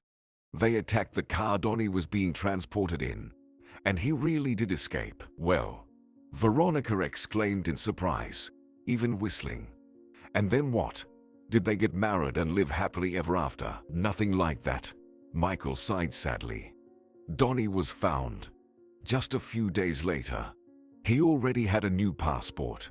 Tried to get a room in a hotel, but he was recognized. The police were called. In short, they shot him dead on the spot when they caught him. And Clover confessed to everything." "Oh God, what a nightmare," whispered Candace. "Poor woman." "Oh, I don't know if she's poor or not," Michael grimaced. "She helped a dangerous criminal escape and would have continued to help him. He would have surely returned to his old ways. Who knows how many more lives he would have taken. So, what happened next? Veronica nudged Michael's sleeve. Don't get distracted. Okay, next. He shrugged. She had a nervous breakdown. That's what happened next. She was declared insane and sent to a mental institution. There, Clover was treated for some time, and then she was released. I don't know why. Then she returned to her hometown. Her mother, who lived here, had already passed away by then, couldn't bear the grief. And Clover went to live in an abandoned house in the woods. Well, you know the rest. I wonder, where did she get the money from? Candace said. I imagine they demanded a lot for the escape. A whole lot. Who knows? Michael turned to the window. Maybe she borrowed it from someone or sold something. What could she possibly sell? Veronica tapped her fingers on the cup. And how come nobody found out about it? What exactly? Why does it matter? Michael shot Veronica a stern look. That's not the point. How did you find out about all this? Well, it was in the newspapers a lot of the time. And I know how to work with information. The man proudly replied. Sometimes you can reconstruct a complete picture from fragments. Especially if you know how to read between the lines. You're amazing. Veronica praised him. What else have you reconstructed? Nothing. Michael replied hastily. I'm still looking for information. When you write your book, I hope you'll give me an autograph. Candace smiled. Listen, could Clover have had some expensive jewelry? What? He froze for a moment, then leaned forward on the table. What kind of jewelry? I'm just asking. Candace was surprised by his reaction. Maybe they wrote something about it in the reports. You know, in your newspapers. She didn't have anything. Michael frowned. Where did these thoughts come from? Well, we found this where she drowned. Veronica rummaged in her pocket and pulled out a gold earring with a red stone. Michael carefully took the earring in his hand. Oh well, he chuckled. This is like the 19th century. Early. No way. Candace whispered. Just kidding. Michael laughed and handed the earring to Veronica. Probably a fake. Where would such valuables come from here? Just toss it, girls. Maybe Clover found it somewhere and kept carrying it around. She was out of her mind. After all, they chatted for another 20 minutes. Michael talked about his upcoming book, about the doctoral dissertation he would write as soon as his work saw the light of day. Candace started to feel a bit bored. Michael just kept on talking. Clearly, he was proud of his work. But something about it bothered Candace. She couldn't quite put her finger on it. After finishing their tea, Candace and Veronica headed home. As they stepped out onto the street, they made their way to the store. Renee had asked her daughter to buy sugar for jam. He seemed strange. Veronica remarked. Did you notice he seemed like he was hiding something? I did. Candace replied thoughtfully. Maybe he's afraid to give away information about his book. What if we steal his idea? Oh, by the way, you promised to let me read yours. Veronica smiled. You know, the manuscript. Take it. Candace sighed. And don't say I didn't warn you that it's all silly scribbling and graphomania. But the earring is real after all. Veronica noted. I could tell from his reaction. But why did he decide to lie? By the way, he's become kind of unpleasant. Thinks everyone around him is dumber. A real scholar, but we really are dumber. Candace replied. After all, he finished university. And we're just nobody. On their way home, they discussed their plans for the future. Candace decisively didn't know what she wanted to do. I'll probably go back to work. She sighed. If I remember anything at all. Or maybe I'll retrain. For instance, I've always wanted to make coffee to go, in those little cups, and I'll find myself a better man than Addie. Veronica frowned. He'll see me and realize what kind of woman he lost. But I won't go back to him. Those letters got on my nerves. He used to call before. So, I changed my SIM card. Now he's writing. Veronica's tone revealed her longing for Andy. But she tried not to show it. Candace genuinely felt sorry for her former classmate. As for her ex-husband, Barry, Candace didn't miss him at all, as if all those years hadn't existed. Maybe, indeed, Barry hadn't been part of her life. There had only been his sick mother and Barry, living in his own world as if nothing was happening around him. They were on par with the church. "Veronica, shall we go in?" Candace suggested. "Sit for a bit, like in childhood." "Ha, let's go." Her friend laughed. "Oh, but my mom never let me come here, and I really wanted to be with everyone." They turned and walked towards the church across the field. Grasshoppers were jumping from under their feet, and the sun-warmed greenery smelled intoxicating. "It's so good here after all." Candace breathed in the air with pleasure. "Why did I feel the pull to the city?" "Because there are jobs and opportunities there," Veronica replied. "But it's really not bad here. I was thinking, maybe Andy and I will buy a house somewhere like this. Well, when we're older." Inside the church, almost nothing had changed. Even the log was still lying against the wall, just like before. Candace sat on it and stretched out her legs with pleasure. "Feels like all those years never happened. I wonder why Clover was drawn here," she mused. Veronica suddenly touched one of the walls. "What if, Candace, she believed in God?" "I don't know. She's crazy. Who can understand her?" Candace shrugged, plucking a blade of grass and putting it in her mouth. "But she has such a terrible story, doesn't she? To fall in love with someone like that." "I almost married someone like that," Veronica replied grimly. "Well, hold on. I wouldn't compare." Candace looked sympathetically at Veronica. "Maybe you two will reconcile again." "Yeah, sure." Veronica sat down next to Candace and pulled the earring out of her pocket. "But why do you think he lied to me? Michael seems to be hiding something from us." The evening was setting in, and it was getting chilly. But Candace didn't want to go home. Childhood memories flooded her mind. How they used to sit here and tell scary stories.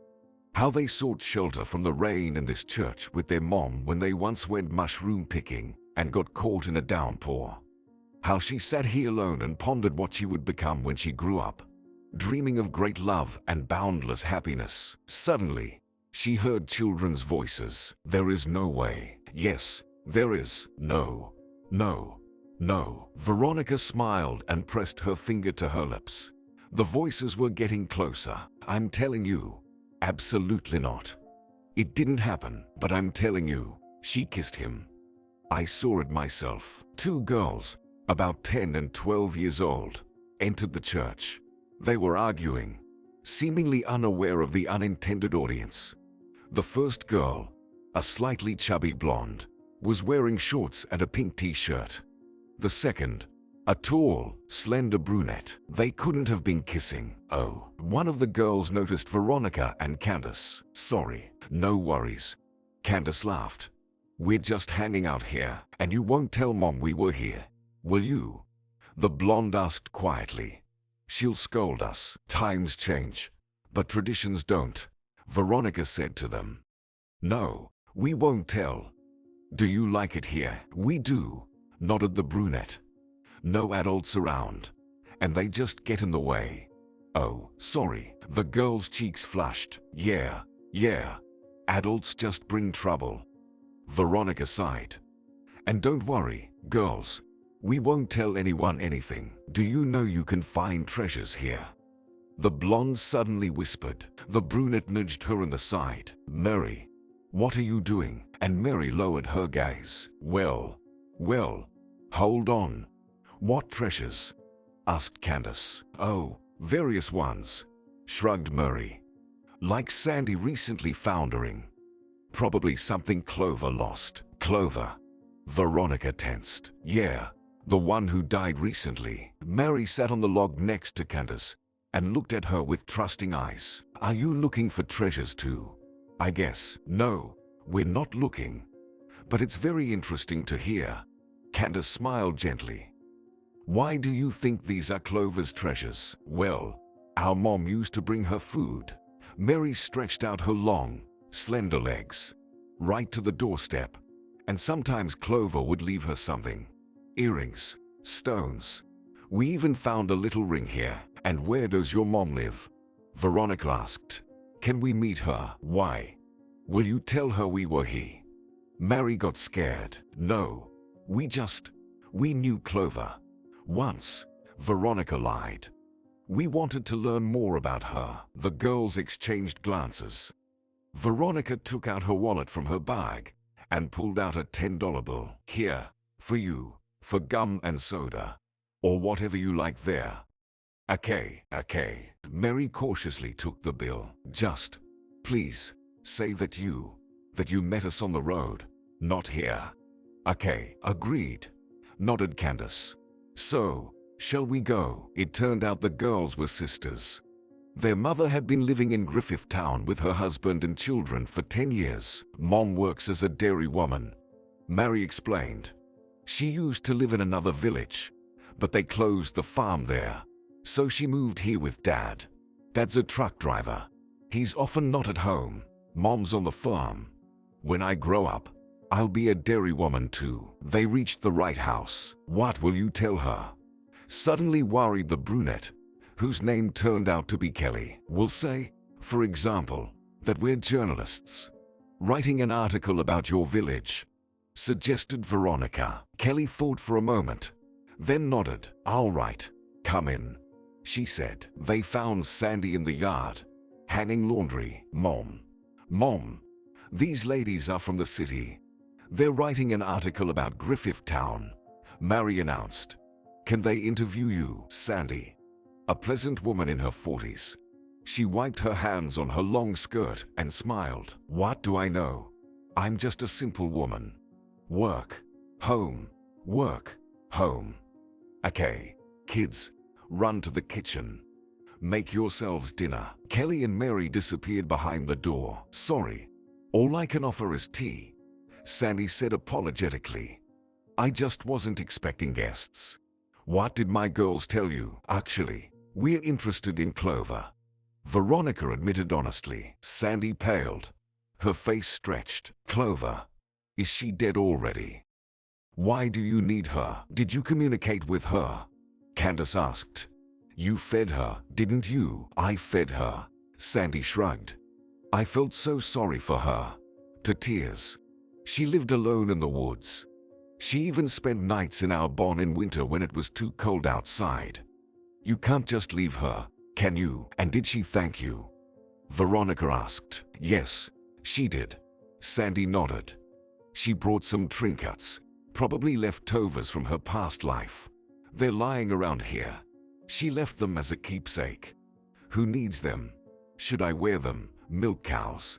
And I won't tell you anything more. Clover hardly spoke, just moved and nodded. Sorry, Sandy, can you show us the jewelry? Candace asked. Well, I guess I can. Sandy looked at her fearfully. Her lips trembled. Will you take it? I'll give it if you need it. Don't be afraid. Please. Candace smiled. We're really journalists. Clover's story is heavy. You know. I know. Of course. Sandy shook her head. She fell in love with the wrong person. It happens. We women are just silly. Always choosing the wrong ones. So she did talk to you after all. Veronica squinted. Sandy's lips trembled even more. Sometimes. Very rarely. She said. All right. Veronica pitied Sandy. Show us the gifts, and we'll be on our way. And sorry in advance for the trouble. Sandy nodded and hurried into the house. The woman returned a couple of minutes later, clutching a small wooden box in her hands. Here you go. A ring. One earring. A pendant. Cheap stuff. But I keep them as a memento. Veronica weighed the jewelry in her hands. Yes, probably inexpensive. Do you happen to know where Clover lived? You know, in the woods. Veronica asked. Sandy pondered. Yeah, I've been there even. Found it accidentally when I was picking cranberries in the swamp during the summer. Clover met me, and she guided me. So, where is it? Veronica perked up. Well, from the clearing.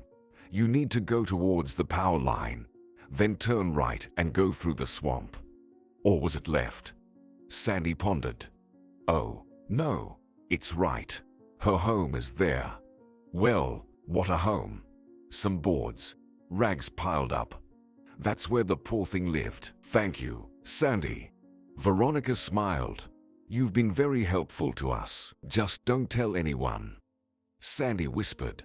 Not everyone liked Clover here. Some considered her a witch, chased her away. But I pitied her. God forbid someone goes crazy like that. And you are not the first ones asking. By the way, a policeman came by yesterday, asking about her place. My girls told him that I fed Clover. Can you imagine? He even gave them money. I scolded them so much for it. After bidding farewell to Sandy, Veronica and Candace walked out onto the road. The jewelry is real, Veronica observed. All of them. Gold and large stones. Sandy thinks they're fake because she's never seen such stones in her life. It's a common misconception that if the stone is large, then it's just ordinary glass. Wait, where did she get them from? Candace interjected. She didn't make them herself, did she? I have no idea. Veronica hugged herself. But there's something about this story that doesn't sit right with me. We should tell Steve about it, Candace suggested. Who knows? Maybe he doesn't know about the valuables. Oh, no, Veronica grimaced. I don't want to talk to him. He's arrogant, unpleasant, and Kelly and Mary have a whole business going on. Did you notice? The friends laughed. Yeah, seems like the girls are making quite a bit of money from the information about Clover. All right, I'll head home. Don't want to impose on you any longer. Veronica hugged Candace's shoulders. Say hi to Mom for me. I'll definitely drop by for pie. Candace slowly worked along the road, thinking about Clover.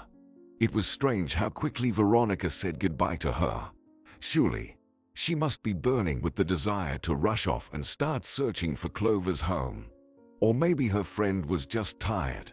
Or perhaps she wanted to contemplate everything she had learned in solitude. Once home, Candace quickly took a shower and went to bed.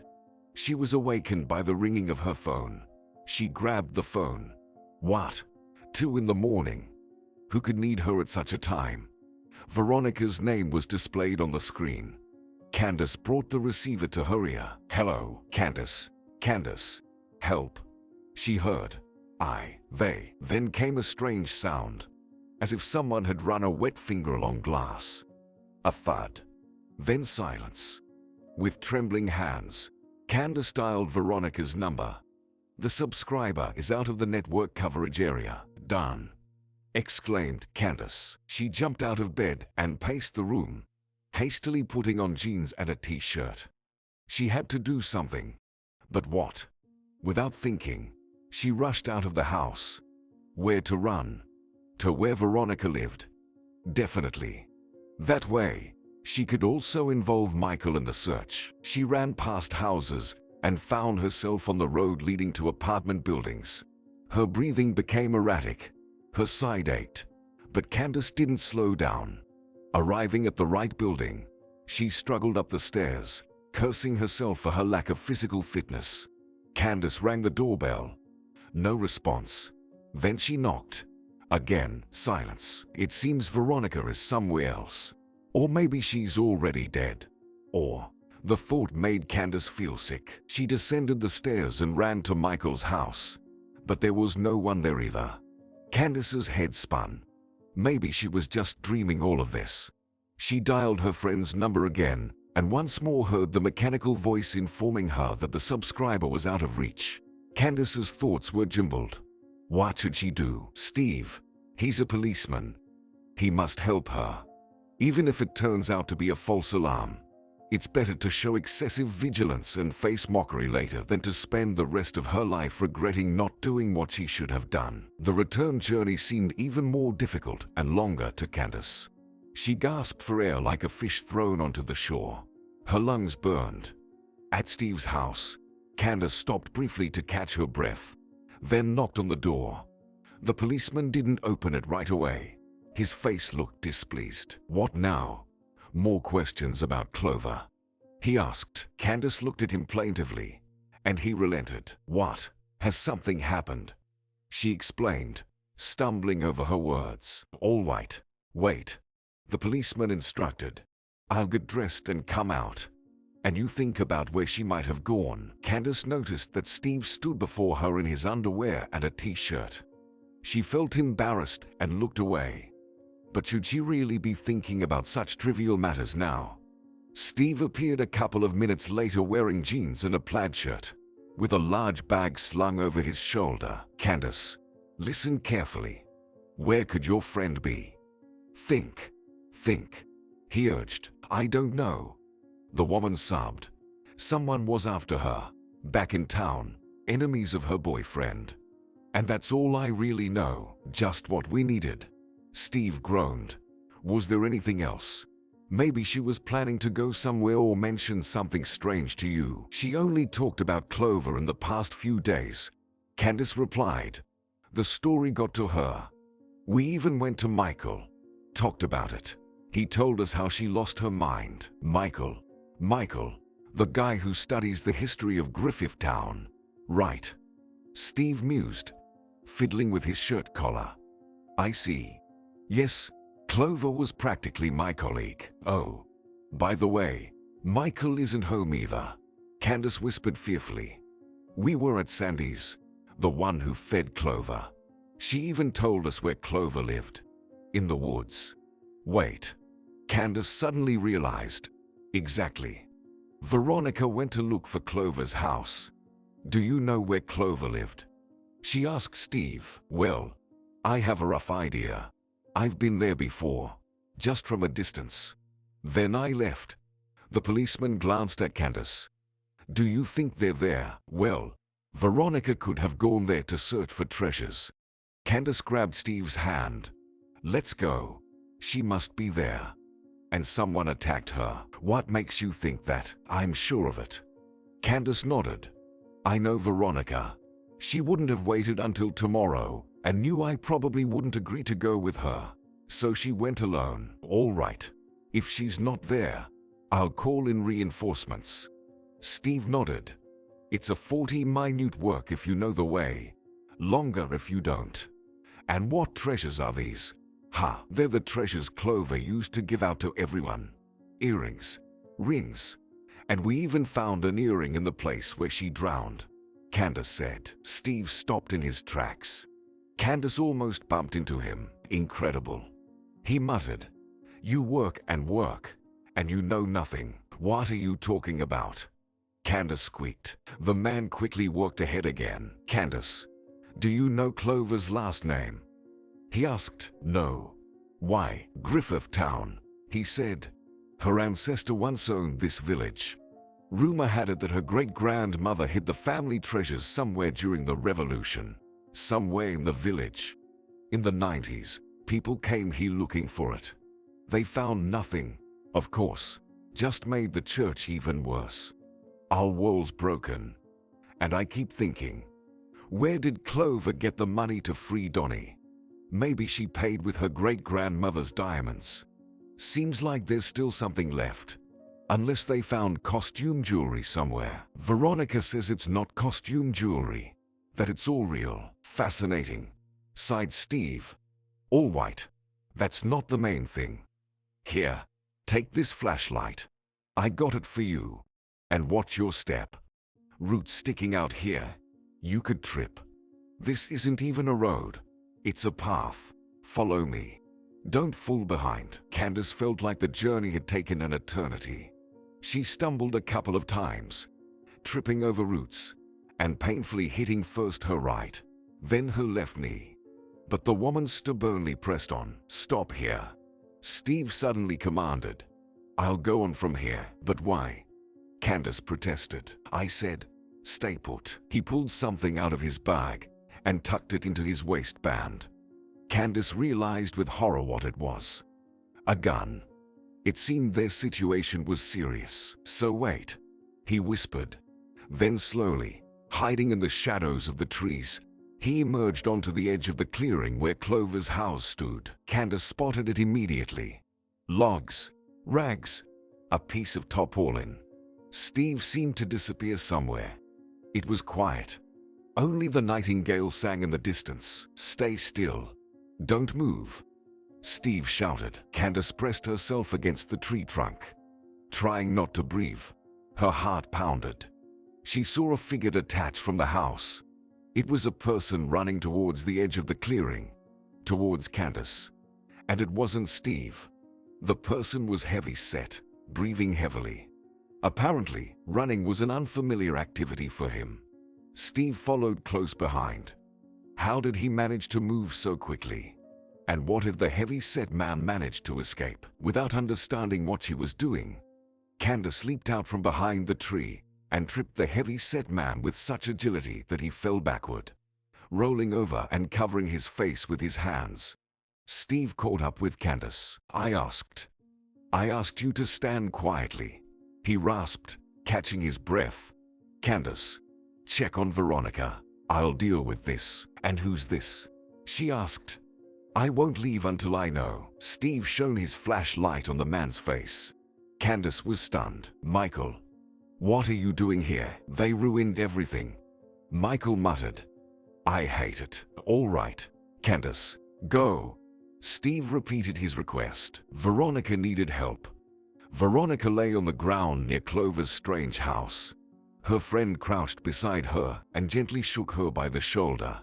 She opened her eyes and groaned. "Veronica, Veronica, are you alive?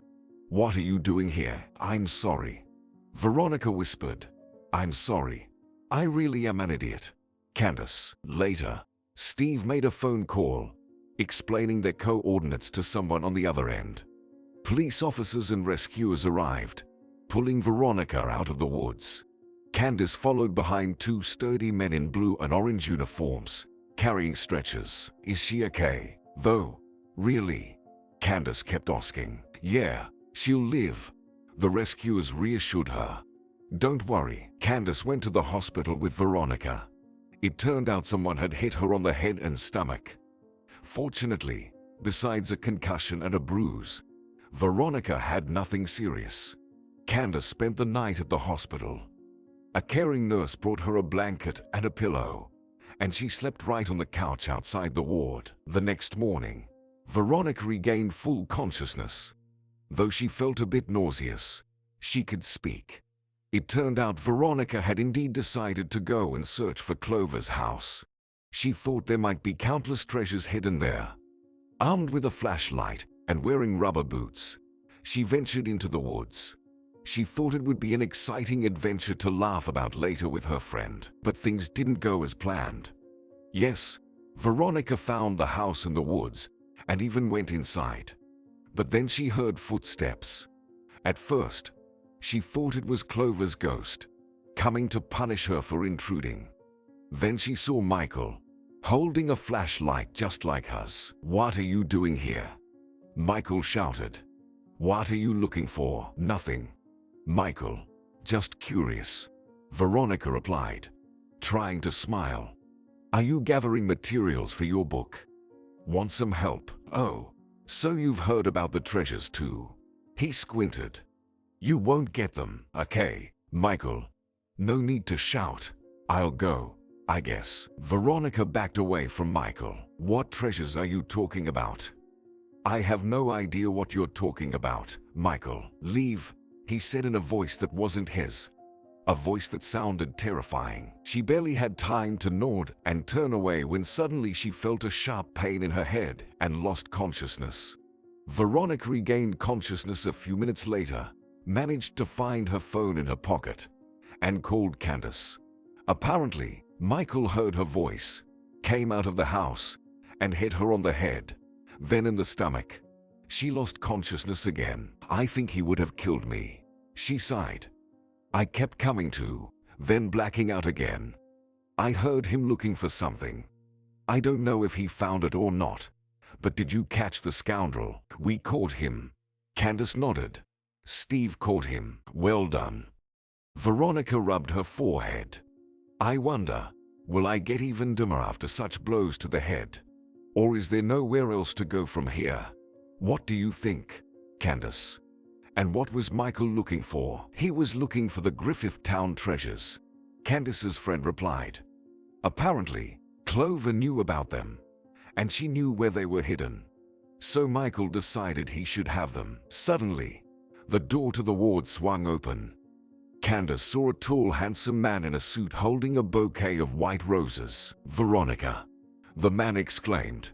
"What on earth is going on, Andy?" Veronica smiled broadly at him, but her smile faded instantly. "Go back to your thugs. I told you," she said. "Miss, would you allow us to have a word?" Andy asked politely. "Allow?" Candace turned to Veronica. "Just try," her friend hissed. "All right, I'm leaving." Candace stood up and made a playful curtsy. "I'll come back later." Candace only found out what had happened a week later. Steve was not in town. Veronica was still in the hospital. And Candace suffered from curiosity, eager to find out all the details of the case, trying to distract herself with apple jam. When Steve returned from the city, the police officer immediately came to visit Candace. "Shall we take a walk?" the man suggested. "Tell me what happened," she demanded. "And I knew you'd ask." Steve smiled at her. "I'll tell you. Otherwise you won't leave me alone." It turned out that Michael had taken Clover's life. He confessed to it during the investigation. For several days, he had been following her, trying to figure out where she might hide the treasures. Then he caught her, took the poor woman into the woods, and demanded the information he needed. But Clover remained silent and laughed hysterically, not saying a word.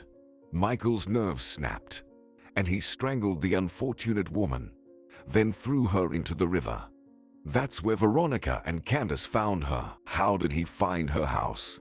Candace asked. "Damn if I know. I suspect Sandy told him." Steve sighed. "She won't confess.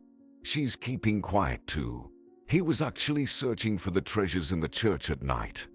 He saw Veronica walking along the road with a flashlight, and he followed her. Thought she might be interested in the Griffith Town diamonds, so to speak." "Exactly. We showed him the earring when we were at his place," Candace confessed. "Would have been better if you showed it to me," grumbled Steve. "I know about the earring. This is what it's like working with such clueless citizens." "Ha. You guys. Anyway, he followed you, Veronica, then got scared, hit her on the head. Luckily, it didn't go further, and it's a good thing she managed to call, and he didn't even think to take her phone right away. Seems smart. Historian, local export, finished his postgraduate studies, but apparently he didn't read enough detective stories. You know, such criminals are even disappointing." "Well," Candace chuckled. "So, would you have been happy if Veronica had been killed?" "No, of course not." Steve shrugged. "But it would have been much more interesting, don't you think?" "I feel sorry for Clover," Candace sighed. "What a silly fate. Did you find the treasures?" "No, just a couple of rings. Nothing more." "Probably. Our lot has been through everything there. Maybe Sandy got the leftovers, and the rest went to those folks who helped Donnie escape back then. Tried to, at least, help. It's remarkable, really, how there's nothing left of the treasures, yet people continue to suffer because of them. It's true what they say. People die for metal," philosophically remarked Steve. A couple of weeks later, Veronica returned. Not alone, but with Andy. He had managed to propose to her. It turned out that he had nothing to do with the bandits. The rivals decided to scare him, so they hired 2 students who attacked Veronica in the city. At least, that's what Andy told her. Apparently, Veronica decided to believe her beloved man. They didn't come just for a visit. Veronica announced that she wanted a house in Griffith Town, and Andy wisely decided not to argue with his future wife, lest she run away again. They held the wedding in Griffith Town just a month later. Andy insisted they should hurry. Steve didn't leave Candace's side for a moment. He even invited her to a slow dance, surprising her with how well a policeman could dance. In the evening, Veronica and Andy left for the city. They were off on their honeymoon. Before parting, Veronica whispered to Candace, "Steve isn't so bad after all, is he?" "Yeah, not bad at all," Candace replied with a laugh. "So, dear friend, we'll be waiting